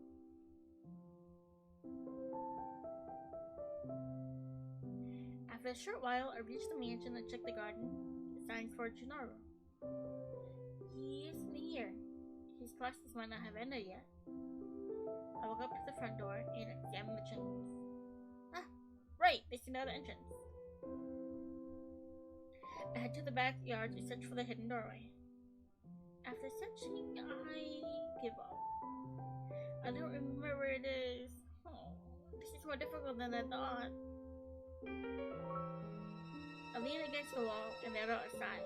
Then, suddenly, the wall collapses. Ah, I can't be that heavy! I panicked. I peeked at the rubble. Junoru found out I've wrecked his home. He'll be so mad. But after a moment, I noticed something. Wait a second, this isn't a passage, is it? I peek around to make sure I'm alone. Junoru's at home. I hope he won't mind getting a surprise visitor. The farther I walk into the passage, the darker it becomes. The mansion is bigger than I remember. It doesn't help that I can barely see where I'm walking. I slow down, using the wall as my guide. I eventually end up in a huge room. The light of the setting sun shines through the windows and catches on even more antiques than I noticed last time I was here. Wow, look at that! Some of these actually seem brand new. Junoru has no reason to be embarrassed about living here. Anyway, I don't think he's down here. Maybe I should check the next floor? Carefully, I head up the stairs. I wonder where his room is. The next room I enter is pitch black. I have to stumble around, using the wall to guide myself. Is there a light switch somewhere? It is too dark. All of a sudden, my foot hits something, and I trip. Ah, what was that? I slowly get up and check the place where I tripped. There's a small wooden box. I pick it up and leave the room before taking a look at it. This box has such an interest. We're gonna get caught, and he's gonna be like, "Why do you have that? You shouldn't have looked. You shouldn't have looked in the box."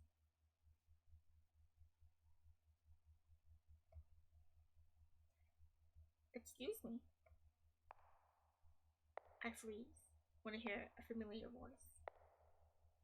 When I turn around, I see Junoru approaching.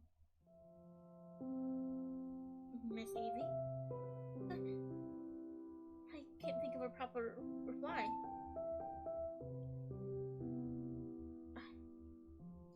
I do hope you realize I can see that you're hiding something behind your back. Junoru steps closer to me, his gentle eyes filled with curiosity.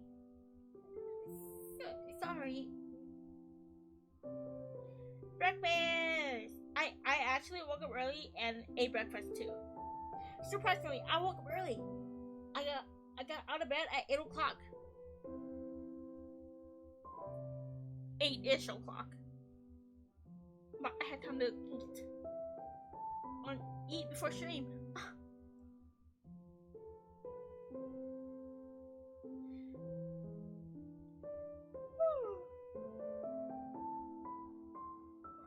Sorry, is this yours? I tripped over it a moment ago.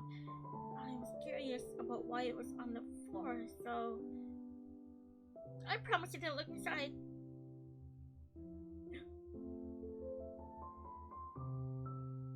Oh, what?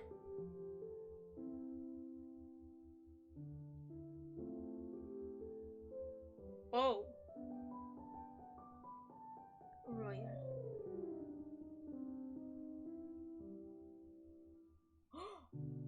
So like, my sibling senses are activated.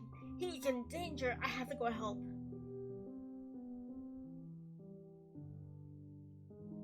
After I hand the box to Junoru, or maybe not, maybe I did not read the text.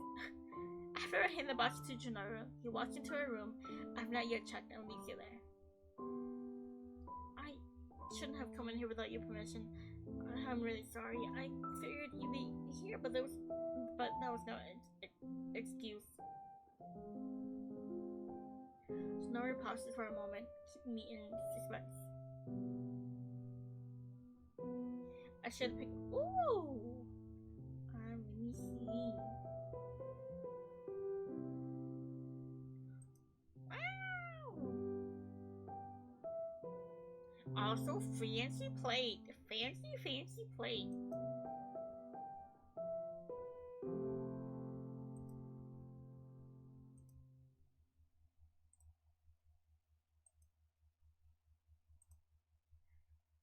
Junoru pauses for a moment, keeping me in suspense.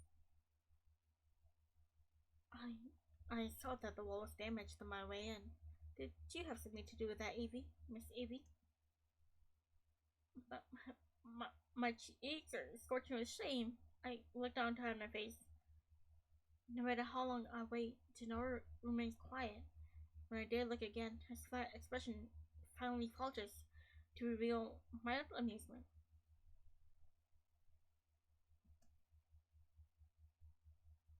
Never mind the damage. I will have it fixed. I'm so impressed that you were able to find the passage on your own. Well, that is not to say you should not have waited for me instead. Junoru smiles softly at me. Anyway, would you like a cup of tea, Miss Evie? Sure, thanks. The two of us head downstairs together. While I make myself comfortable, Junoru prepares the tea. I can't help but feel a bit flustered. Even though I broke the secret passage and snuck in, he's still treating me like a guest. I don't deserve this. He's too nice to me. A few minutes later, he returns with a plate filled with cute teacups and desserts. Ah, this is so much. Junoru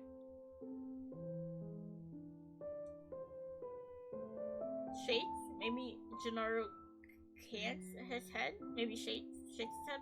Bemused. Do you not like it? That's not what I meant. I do like it. In that case, please help yourself. Thank you. I don't know if I should be polite or give it to my appetite. My eyes wander to the desserts on the plate. They all look delicious. In the end, I can't help but resist the urge to try them all. It'd be impolite not to take anything after he prepared so much. Junoru glances at me as he reaches out for a piece of cake. It's delicious. Aren't you going to eat too? Perhaps later. There's still plenty of desserts, so eat as many as you would like. By the way, what was so dire that you felt the need to break into my home? Did something happen? Oh, no, nothing like that.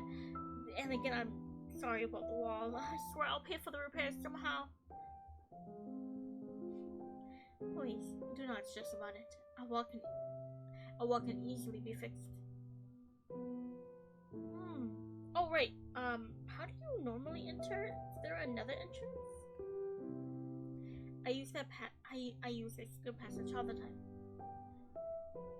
If you normally use it, then why is it secret? It was supposed to be a secret for outsiders. I suppose you will need a new name now that I have shown it to you. Junoru takes 2 white teacups from the table and pours tea into them. The fragrance of lavender fills the room. After thanking him, I take a sip from my cup. How's your brother doing? He is fine, although Junoru's expression changes with my question. He was always stubborn, careless, hasty and carefree. I cannot stand his attitude. Because he's older than I, he thinks he can do whatever. He thinks he can do things however he likes, and I will clean his messes. I'm not his servant. Living with him will cause anyone to go insane. I stare speechlessly as I listen to Junoru's frustrations. I've never seen this side of him before. Clearly, he's not fond of his brother, even though he talks about him a lot. I'm an only child, so I don't know what it's like to have siblings. On the other hand, I'm the only child, and I'm the eldest, and...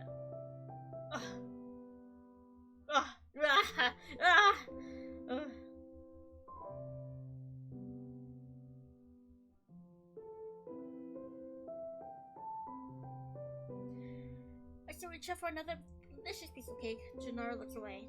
His thoughts suddenly elsewhere.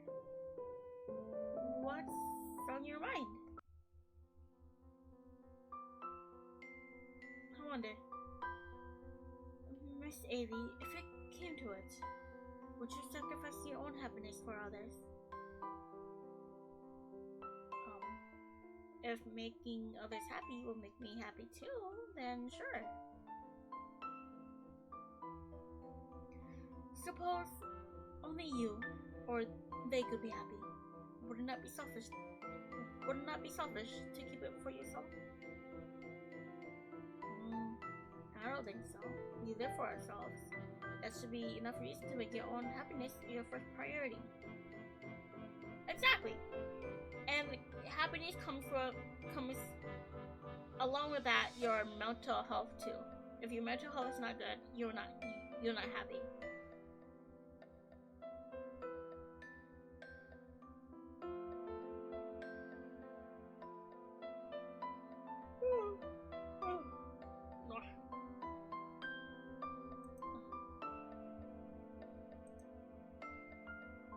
Besides, you can't make someone else happy if you're sad, right?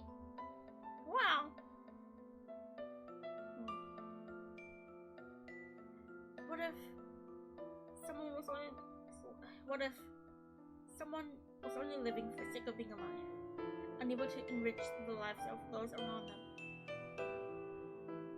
What is the purpose of an existence that only brings disaster? Interesting. So this is definitely has to do with him and his brother.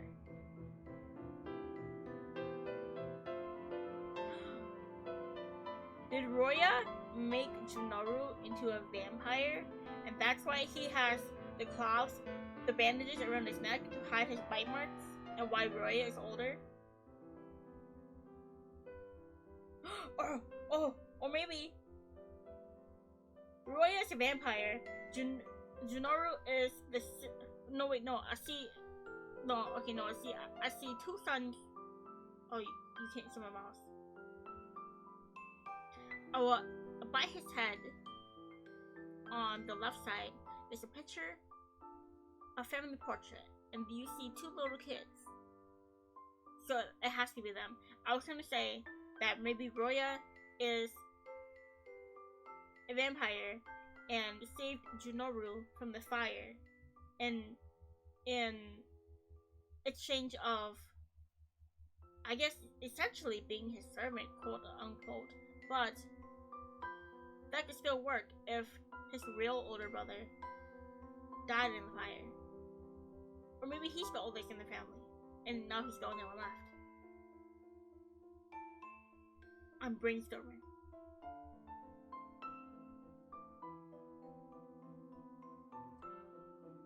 Are you talking about yourself? I can't understand why you think of yourself that way. I have lost my reason to. Never mind. You can be honest with me. Junoru looks at a deep sigh and takes a sip from his teacup. My brother has been acting in both of our interests. My brother has been acting in both of our best interests. Although I have not stopped him, I disagree with his ways of doing things. these things to ensure our own happiness. But over time, he's become delusional. He justifies everything by saying he does it for me. So he cares. He really cares about you. I'm taking that away from it. This. But maybe he's suffering because of it. And you feel bad. Have you told him how you feel? No. I simply do not want to make things more difficult for him. Still, he should consider how you feel too. Perhaps he would be better off without me. I'm only a burden to him. Will that really make both of you happy though? Doubt shimmers in Junoru's eyes. It is too difficult to predict the outcome of something which has not happened. Regardless, he is my only family. I do not want to get him into trouble on my behalf. May I ask what he's been doing? That is not for me to say. Add in 3 minutes! Add in 3 minutes! Either way, don't just give up on him yet. If he's doing whatever it is for your sake, then he obviously cares about you too. Thank you.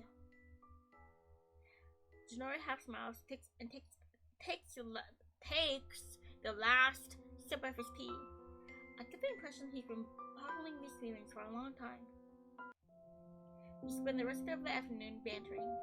When I first met Junoru, I thought he did not enjoy talking. I'm glad to have gotten to know him better. We have so much fun that I lose track of time. Although I want to stay any longer, the sky is already getting dark. What? Uncorrupted? Question mark? Why the first thing I pictured in my mind was a hot scene or the older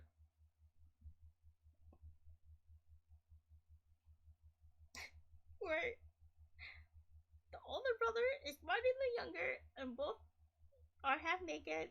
That is heavily implied. You said it, not me. Okay? You said it, not me. You said it, not me.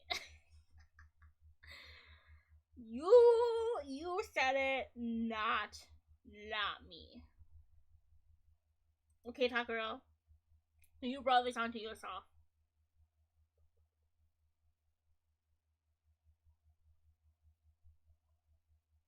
You brought this onto yourself. The world of BO, a magical place. So magical.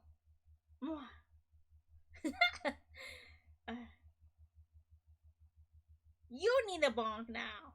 You need a bonk. You need a bonk now.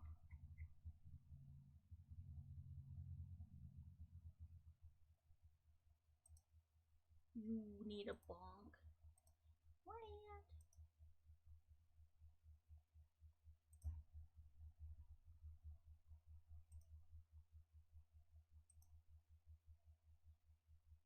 What? It is active. What do you mean? Sticker. It's fine.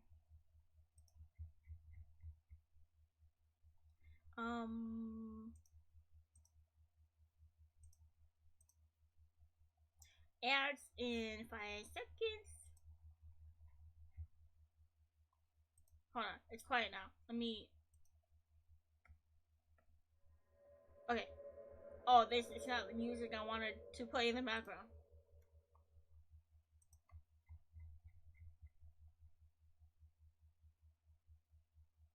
I do have my stickers on. What do you mean? It is on my OBS. It is active.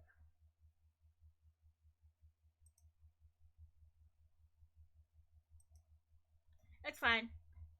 It's been working the entire stream. I just wanted to be funny, haha.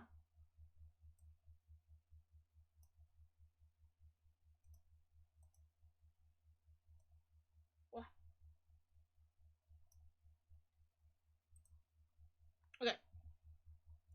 A few feet from my house, I take the keys out of my pocket. Okay, yeah, it worked. It still worked. I was gonna try to do that and do it over chat, the chat box, but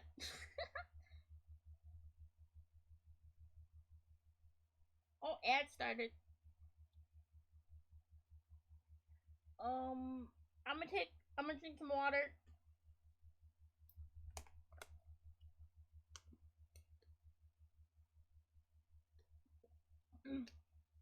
So far though, I really like how Junoru's route is playing out.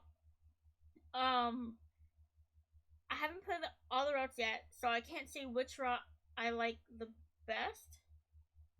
No, I will find a way to bonk you.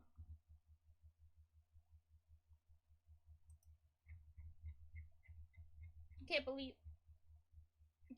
it won't let me bonk.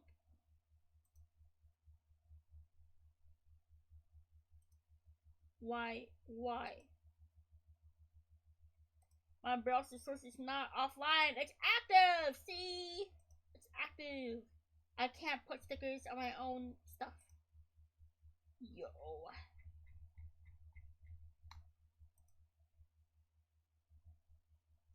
Anyways, more water. But so far,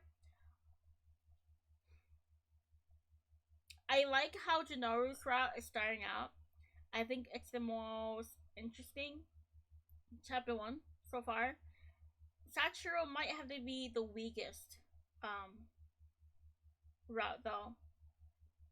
Unless the last guy has the weaker starting point or route, I think Sachiro, the first route, is the weakest. So far it's Sachiro, Junoru, and Zeikun. The mystery guy, I'll get to. The last guy.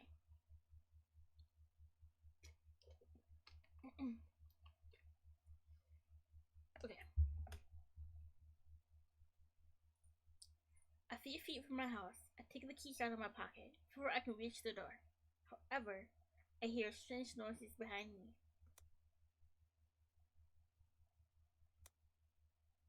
Oh. Click the thing. As I turn around, I notice a shadow encroaching. Is that a real word? Approaching upon me.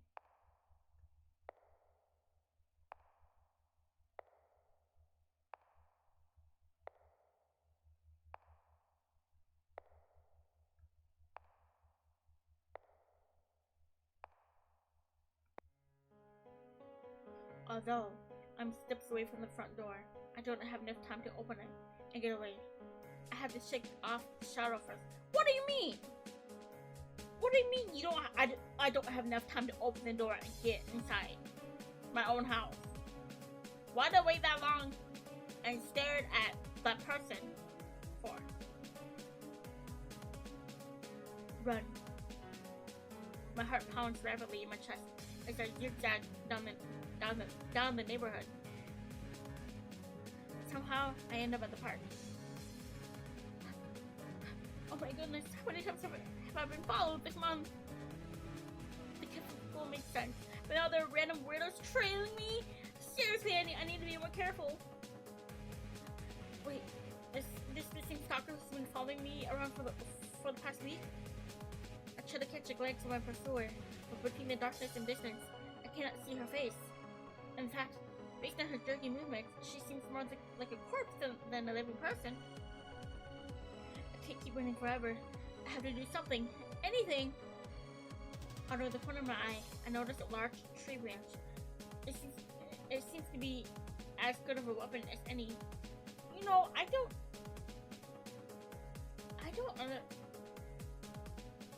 we know where Ryoji lives, right? We know that his dad is a police guy. Why don't we just run to his house? Be like, yo, open up the fucking door. I think, or like I don't know. Do the police station close? It shouldn't, honestly, but you know.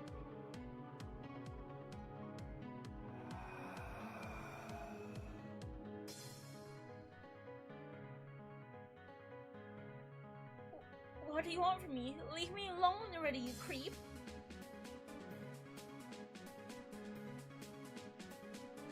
Are you the one behind those disappearances?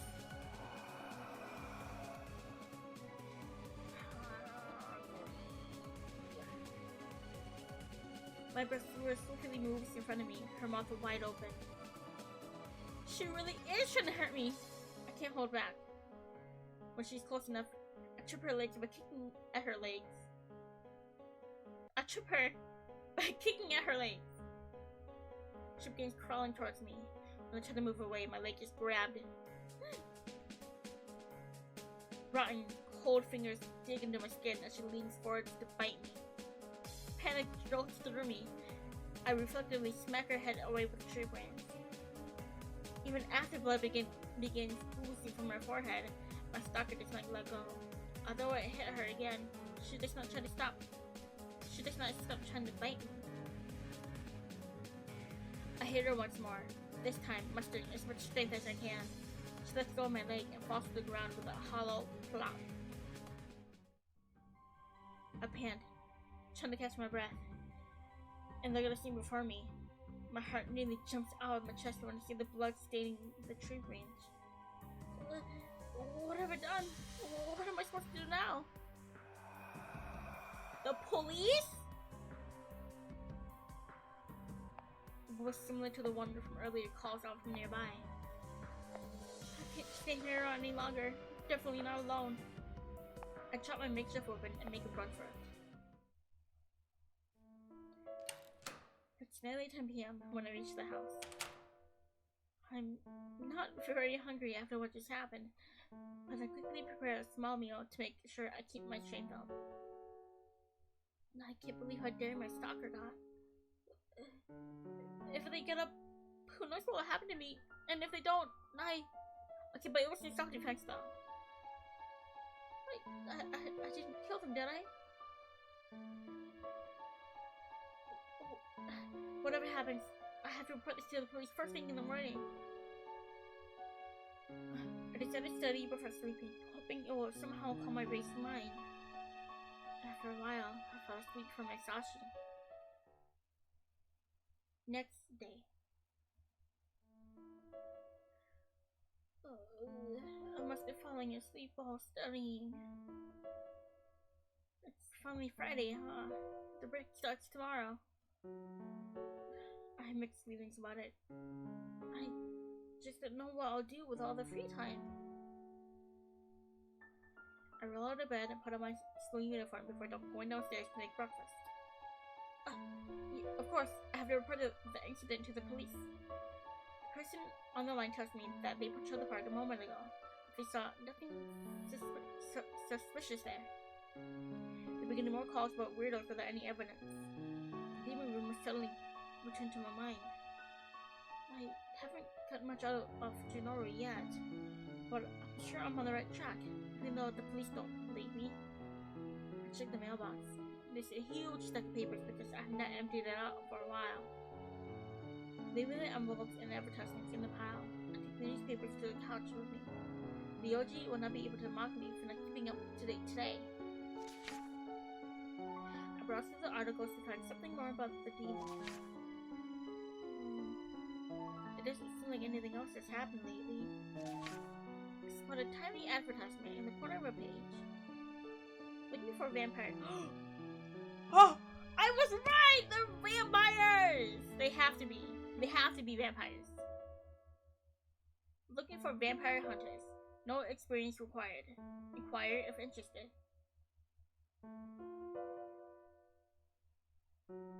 These people sure are crazy. First they look for ghost exorcists. Now they want vampire hunters? Just like ghosts and demons, vampires only make believe. This is the first time I've ever heard talk about vampires being in this area. It seems like the rumors escalate by the day. I continue browsing the newspaper. I don't know, I'm so tired. I find an updated list of missing persons. There's still no announcements of anyone being found. The list only keeps growing. After finishing breakfast, I had to school. As usual, Yuki greets me with a cheerful smile, and Ryoji joins us a minute later. The three of us talk about our plans for the holiday before class starts. Has everyone prepared the homework? We'll start chapter 7. Oh my god. Woo! I'm yawning a lot.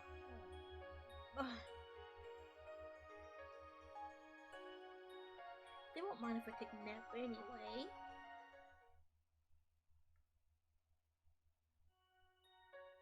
Once I wake up, I notice Ikyo waving at me with a weird expression. What? I see crumpled up paper balls on my desk. She must have tried waking me up by throwing them at me. I just know that everything's fine. She smells bad. Oh my god, I'm yawning. Hold up.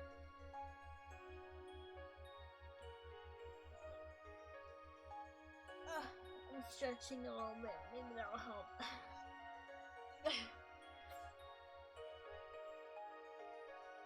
I just know that everything is fine, and she smiles back. I look at the clock on the wall. The school day is almost at its end. Like usual, I've done nothing productive. With school finished for the day, the holiday break finally starts. Although I had planned on talk to Ryoji, it seems that he already left. Yukiya must have told him to pack his things for the trip together. Clearing my mind of school-related thoughts, I lazily throw myself onto the couch.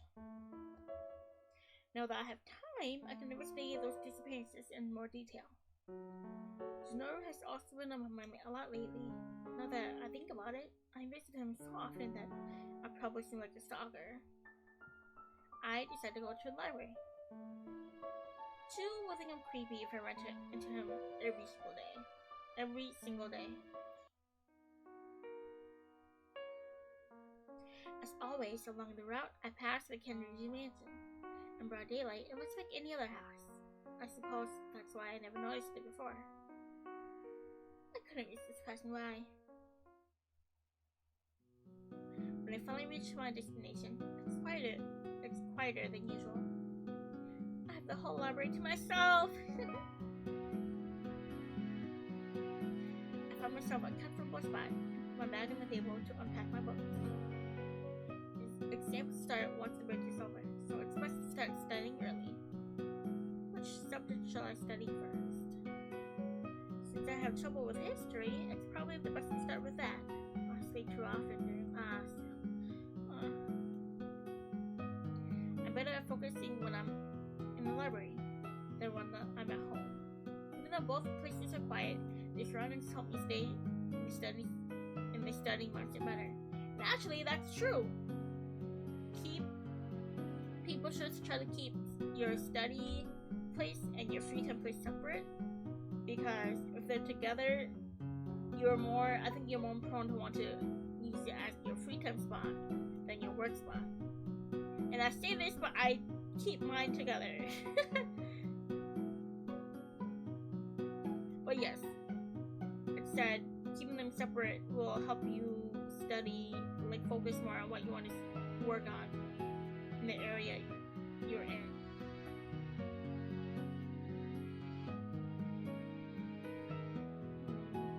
First chapter is for the Kenryuji mansion, so I have fallen behind. Why are we even learning about the local families anyway? I sigh, but nonetheless, decided to keep reading. Woo. Oh.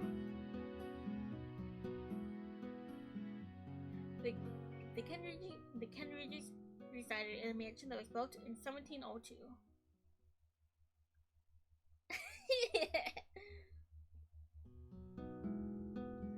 Work all tab. Yeah, I tab and then I like do some like offline stuff too sometimes. I see that, but I must have it together because I can't really separate. I think me personally, I feel like it's a pain having them like all separate. I like all my stuff together, which is why I never made a new Twitter. I don't have any alt accounts. I think that's a lot to handle. me personally.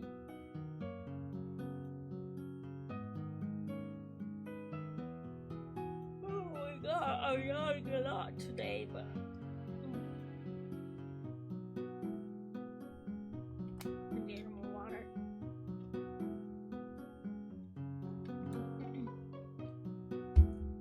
The Kenrigis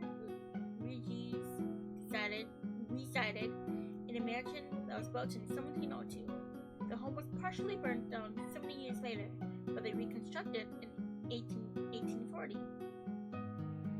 A librarian passes by and glances at what I'm reading. Oh, the story of the Kenrigi family. Do you know a lot about them? Well, I've heard rumors that. Well, I've heard more rumors than facts. For instance, they were murdered by the fellow villagers because they were supposedly plotting something evil. They say if you pass by the mansion at midnight, you can hear the ghosts of the Kenrigi family screaming for help. I've heard so many versions of that story, so I don't know what to believe. These stories were supposedly passed down from the villagers of that time period, but they very well could have changed over time, so who knows what's true? Besides, dead men tell no tales. I guess we'll never find out what really happened then. You know, there's one more rumor I've heard, and it's pretty recent. They say one member of the Kenrigi family survived and is seeking revenge in the village. Something the demon people are talking about is about this family member. It's the occultists spreading the rumor, though. There's no way corpses can come back to life. The librarian nods and lets out a sigh before walking away to continue her duties. Questions stack up in my head as I stare at the history book. Wait a second. Could Junoru be a ghost? That's what I thought! Girl, that's what I thought, but now they're vampires. They're vampires. They're obviously vampires. What a coincidence, bumping into you here. I heard Junoru's voice behind me and looked up, startled. He's small. He's a skinny little thing. Well, I guess if he's like a royal kind of guy, he's usually kind of thin. What are you doing here? I came here to study, and that I said something familiar.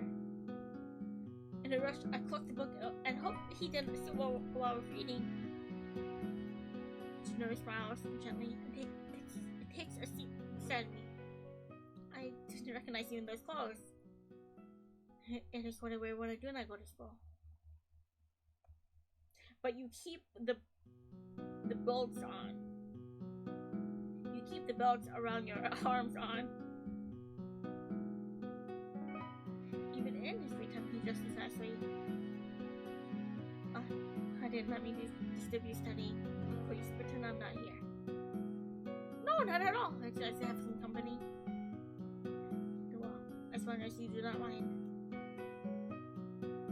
I stare awkwardly at the textbook in front of me. Only a moment ago, I nearly concluded that Junoru was a ghost. But it's really thought. I peek at him from the corner of my eye. Mwah. Handsome, gorgeous. Mwah. Just like someone royal would say. Actually, really reminds me of CL from Black Butler. They have the thick upper eyelashes, the hand by their head as they sit. Junoru looks serious as he browses through his book. I'm curious about what he's reading. Oh, the smile! When he glances back at me, I quickly turn away. I stared at him for too long. He must be noticed. Are you stuck? Are you stuck? Feel free to ask me for help.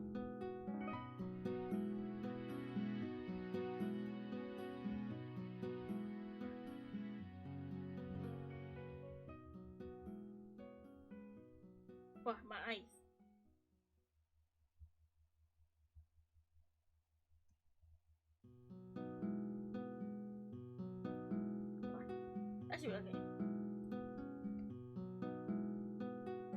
Junoru puts his book down and gives me his full attention. I might as well be straightforward.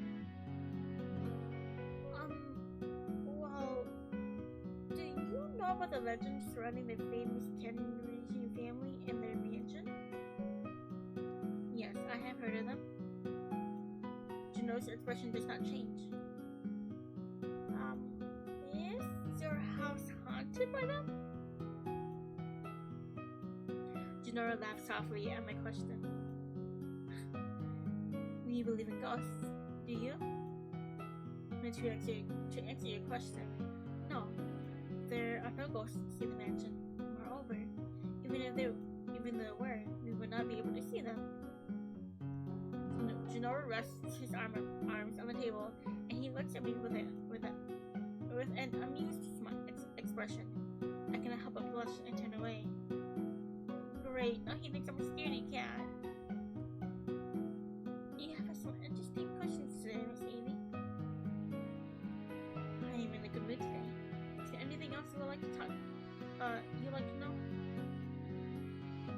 Well, quick, trying to think of something. There's something that's been on my mind for a while. About your uniform. I'm sure that we go to the same school, but I never see you around. Junoru rubs his chin as he considers his response. I only take the night classes. Wait, there are night classes? Yes, I find them more convenient for both personal and practical reasons. Although I wait, Junoru never seems to finish his thought. Junoru? Oh, my apologies. I'm simply unpopular with the regular classes. There are a few accidents that made it hard for me to attend the regular classes. Can I join you? I wonder what the night classes are like. I believe you would need to wait for the end.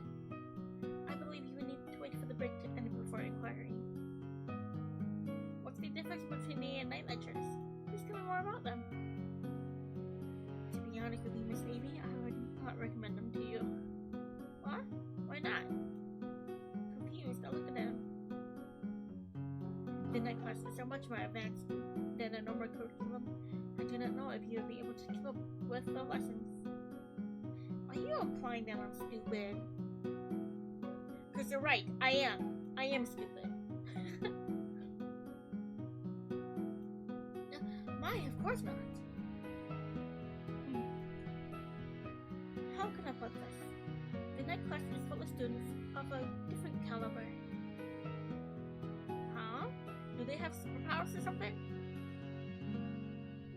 No, rather they are all there for a certain reason. Such as... Perhaps we should leave this here for today. We have studying to do here after all. Jill, you're so mean. I pout.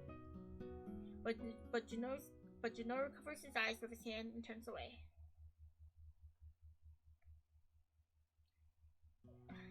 That shit will not work. That shit will not work this time. No. On second thought, allow me to think further about it. I almost jump up from excitement, but hope Mr. back since I'm in the library. I'm looking forward to it. I have had a lot on my mind, but I do not believe it will be too difficult if you only join a single class. The two of us end up studying together till the library closes. Since we're heading in the same direction, Junoru and I walk home together. So, Junoru, what are your plans for the break? Nothing much. My life is no more exciting without school. What about you? Me too. My parents are still away on their trip, and my friends are going somewhere else. That must be quite lonely. No, I'm used to it. Your expression says otherwise, Miss Avery. There's no shame in admitting to loneliness. Oh, Junoru, stop. Tell me more about yourself instead of digging into my life. Well, I'm still busy cleaning up my brother's mess. He's been so reckless ever since our parents passed away. I'm sorry to hear that. It must be tough. I do not mind. He is my brother, and one should take care of his family. Don't forget to take care of yourself too. Don't let your brother tie you out. Yes. Well, things would be easier if he had listened. I used to wish I had a sibling, but hearing you talk about your brother is seriously making me reconsider it. We have great times together too, of course. Before long, we found ourselves near the old mansion. However, we quickly noticed someone standing in front of the street, staring straight at the structure. It's Chain! He arrives! The odd man notices us as we approach him. Judging by his creepy gas mask and unusual clothing, he does not seem to be a local. The man's cold stare pierces through me as he peers in our direction. What's with this guy? Everyone feels so off. I turn to Junoru, who is frozen beside me. He seems equally disturbed by the man's presence.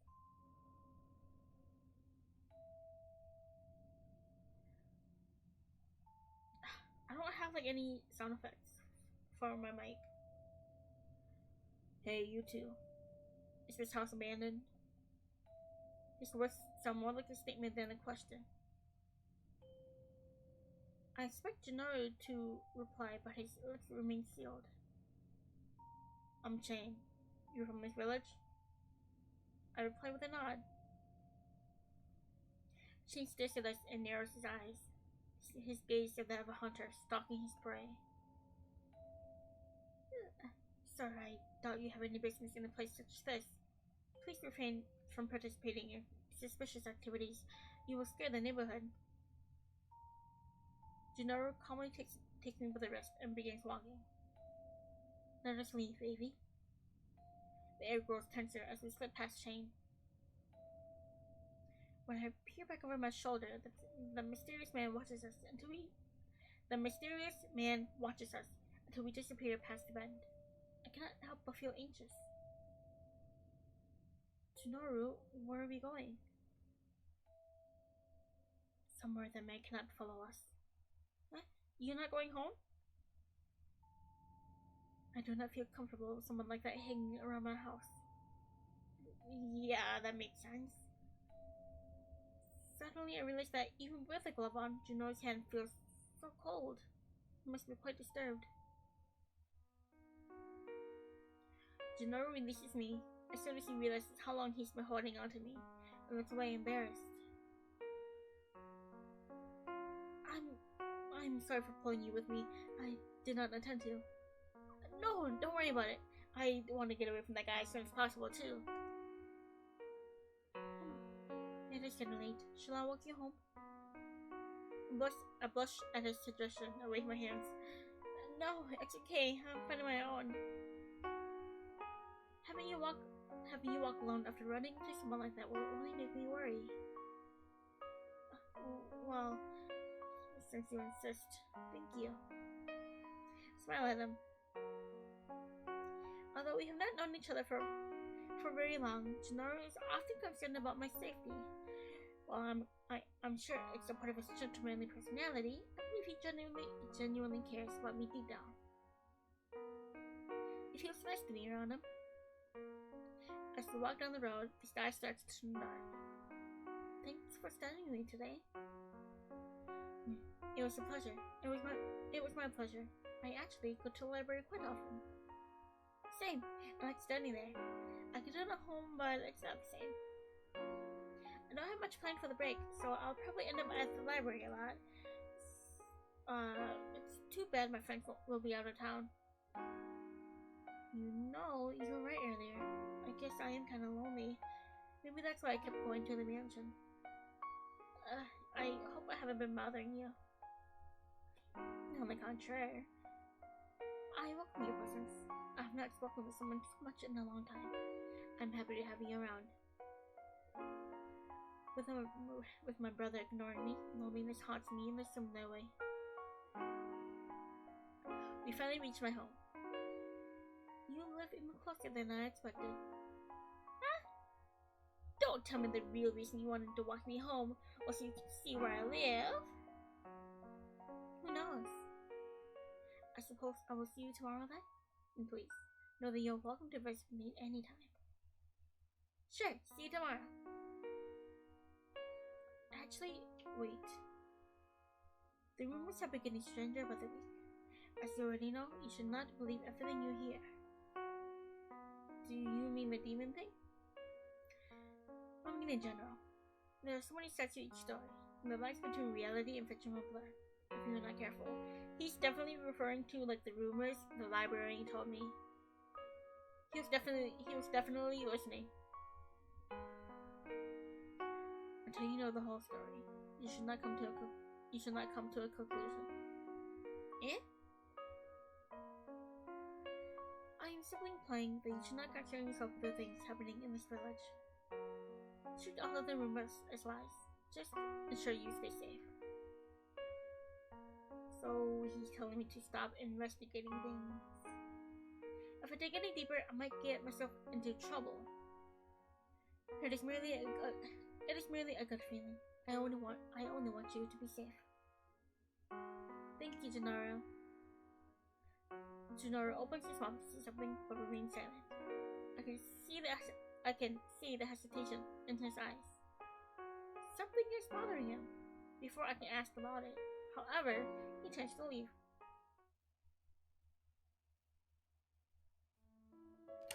I wave goodbye and step into my house. And I go to the kitchen and I take a drink.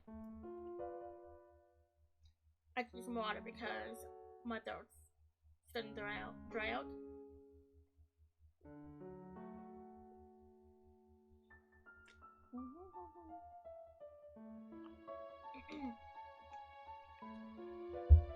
After I close the door, I let out a delighted sigh. I hope she will be okay with a creep chain skulking around his home. When my stomach rumbles, I realize I have not eaten since lunch. I head to the kitchen to make something simple.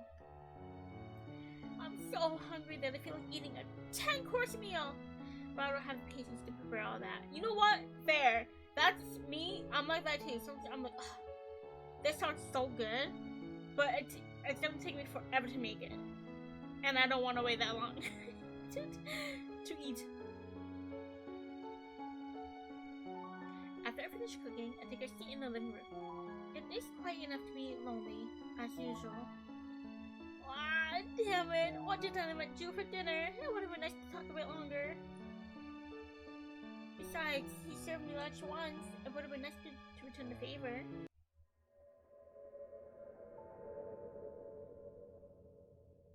All of a sudden, I hear strange noises from down the hall, as if someone is twisting a doorknob. A frosty chill runs down my spine as I process the sound. I'm alone here, and the doors cannot open or close themselves. All the windows are closed, so it can't be the one either. Has someone broken in? I put my plate down on the table and grab an umbrella to use as a weapon. I slowly tiptoed down the hallway and peek into the darkness. Although it is difficult to see, I do not wish to scare the intruder away by turning on the lights. I'll teach this creep not. I'll teach this creep not to mess with me.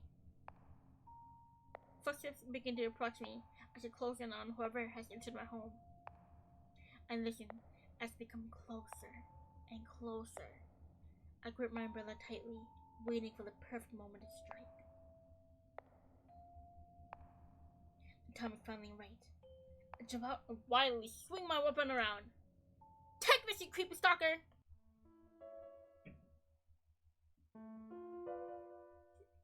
Stop that's only me. How did you get my house? After hearing the voice, I stopped my assault. I quickly realized it's Junoru, although I cannot see him properly in the darkness. What the heck? I'm sorry, Ju, I didn't expect you to walk straight into my house. It is my own fault. You made a fair assumption. Junoru stands up and rubs his chest. You were quite strong. That was a good hit. Is it hurt? Oh, I wrinkled your shirt. I'm fine. My apologies. When you did not answer the door, I worried something might have happened to you. What? I was busy cooking. I didn't hear you knock. How'd you get in? I didn't lock the door, did I? You left the back door unlocked, so I left it open. Just because I didn't open the front door doesn't mean you can go around to the back to find a back door and try that. It just means you keep trying the front door.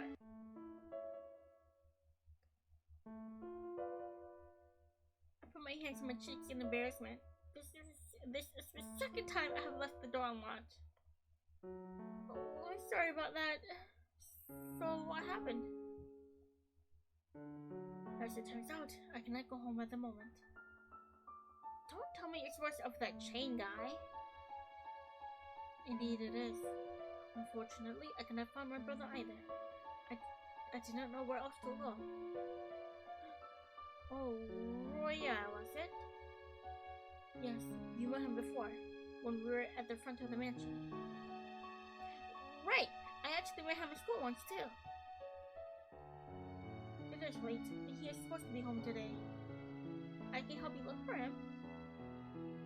We are not supposed to be out outside after 9 p.m., remember? Are you really seriously following that rule? Even when your brother might be in danger? He's probably staying elsewhere. Either way, he should be fine. In any case, it is supposed to stay inside at this time of night. He isn't worried that his brother isn't home, but not that something might have happened to him. Huh? I apologize for taking up your time. I hope I am not troubling you by being here. Well, I did want to invite him over anyway. Not at all. Please feel free to stay the night. There's a guest room upstairs. Oh? Junoru gently gazes at me, but then frowns. He rubs the back of his neck and bites his lip. I totally understand if you feel uneasy with someone creeping around your place. We can report him later. This is the least I can do to help. Thank you for your hospitality. Only a moment ago, I could have sworn he seemed uncomfortable for spending the night.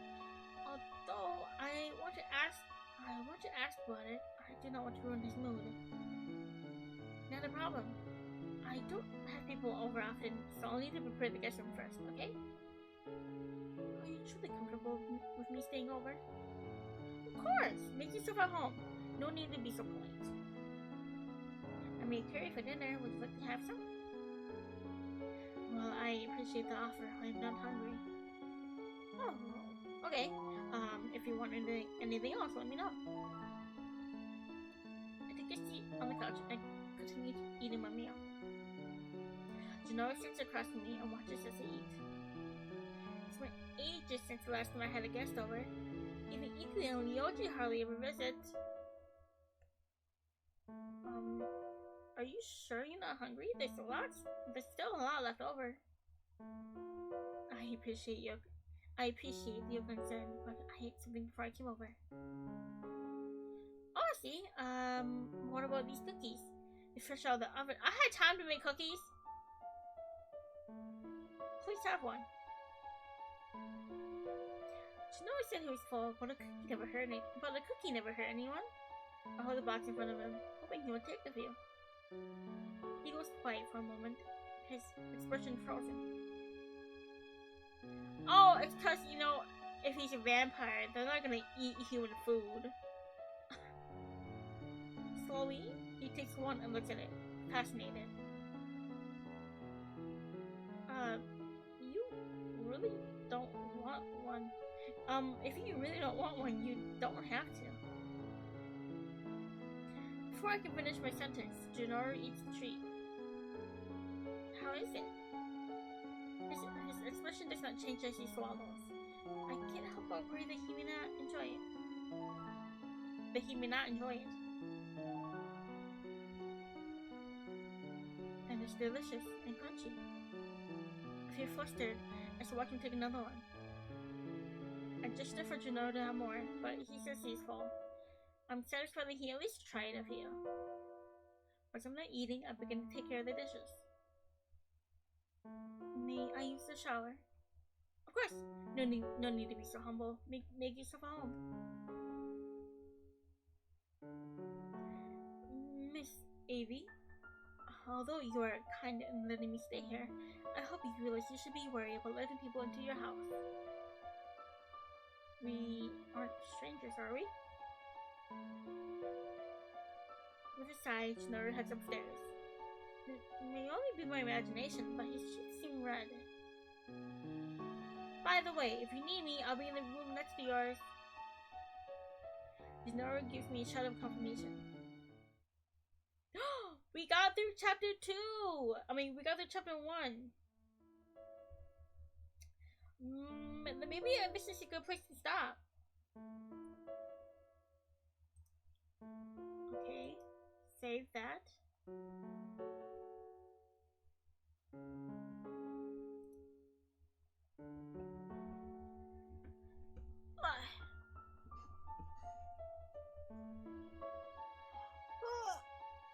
Let me stretch.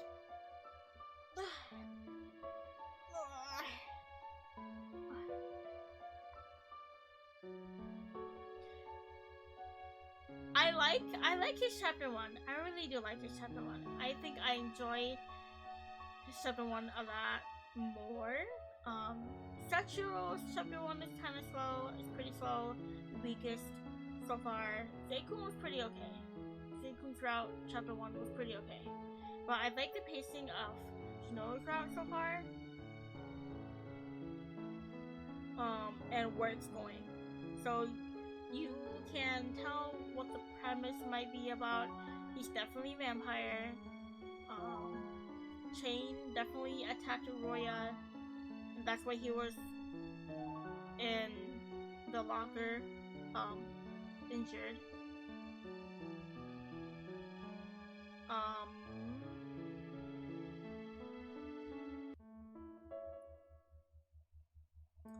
So something definitely is gonna happen during the week break. Hopefully. I hope they don't just skip over most of it. And we're gonna find out the truth about the Kenriji family and why the house was burnt down and stuff. So this week, if you guys weren't here when I made that announcement, I landed a full-time job finally. So my streaming time will be limited now. So I usually stream Monday to Thursday, 9 a.m. Central. But now I have a full-time job. I will stream in the morning during my days off, which might be Monday and Tuesday, or Tuesday and Wednesday, or it might be different. I'm not sure yet. I'm not streaming tomorrow because I have my orientation tomorrow, and it starts at 9, which is when I usually stream. So I'll have my orientation tomorrow, maybe, and I'll find more information about when I start my new job. I want to try doing one evening stream, one night stream, if I'm not too tired after work, you know. But you know, I'll let you guys know. But for sure, I'll try to do morning streams on my days off, and that's why my streaming time will not be limited. Sad. But I definitely will continue to stream. I like it. I love this. I met so many people that I'm not gonna lose contact with just because of a job. Yeah. So the rest of this week after tomorrow, not sure if that schedule will be a set thing. I don't know when I'm gonna start. I don't know if they want me to starting this week, or maybe they want me to start next week for like a new payroll kind of thing. So like Monday, but I'll let you guys know on Wednesday hopefully. If yeah, because I mean because we starting as soon as the next day after orientation. I don't think that's a possibility, but I'll let you guys know Wednesday, of course, and on Twitter.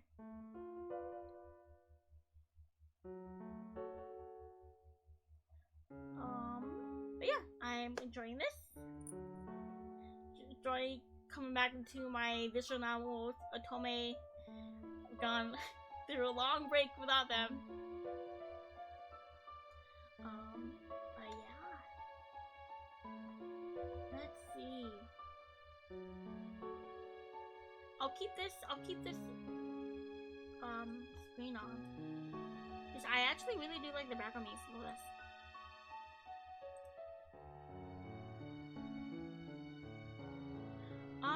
I guess let me find someone to raid.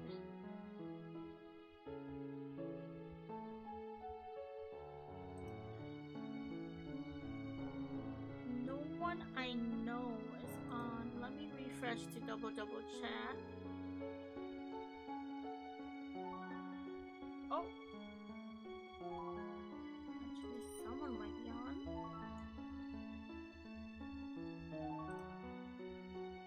Maybe.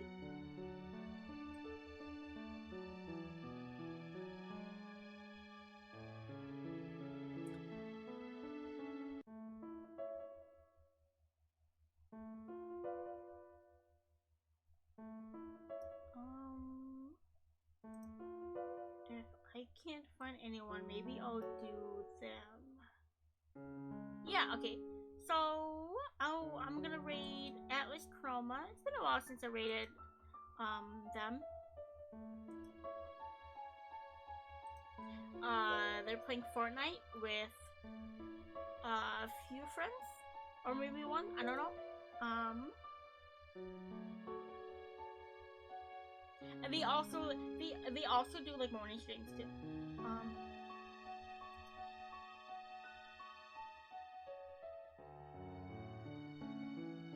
So let's raid Atlas.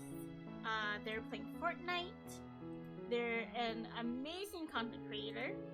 I really like their content. They have a whole Discord. They're a really fun person to watch. They've been playing a lot of Fortnite lately. They played Content Warning a few days ago, I think. But yeah,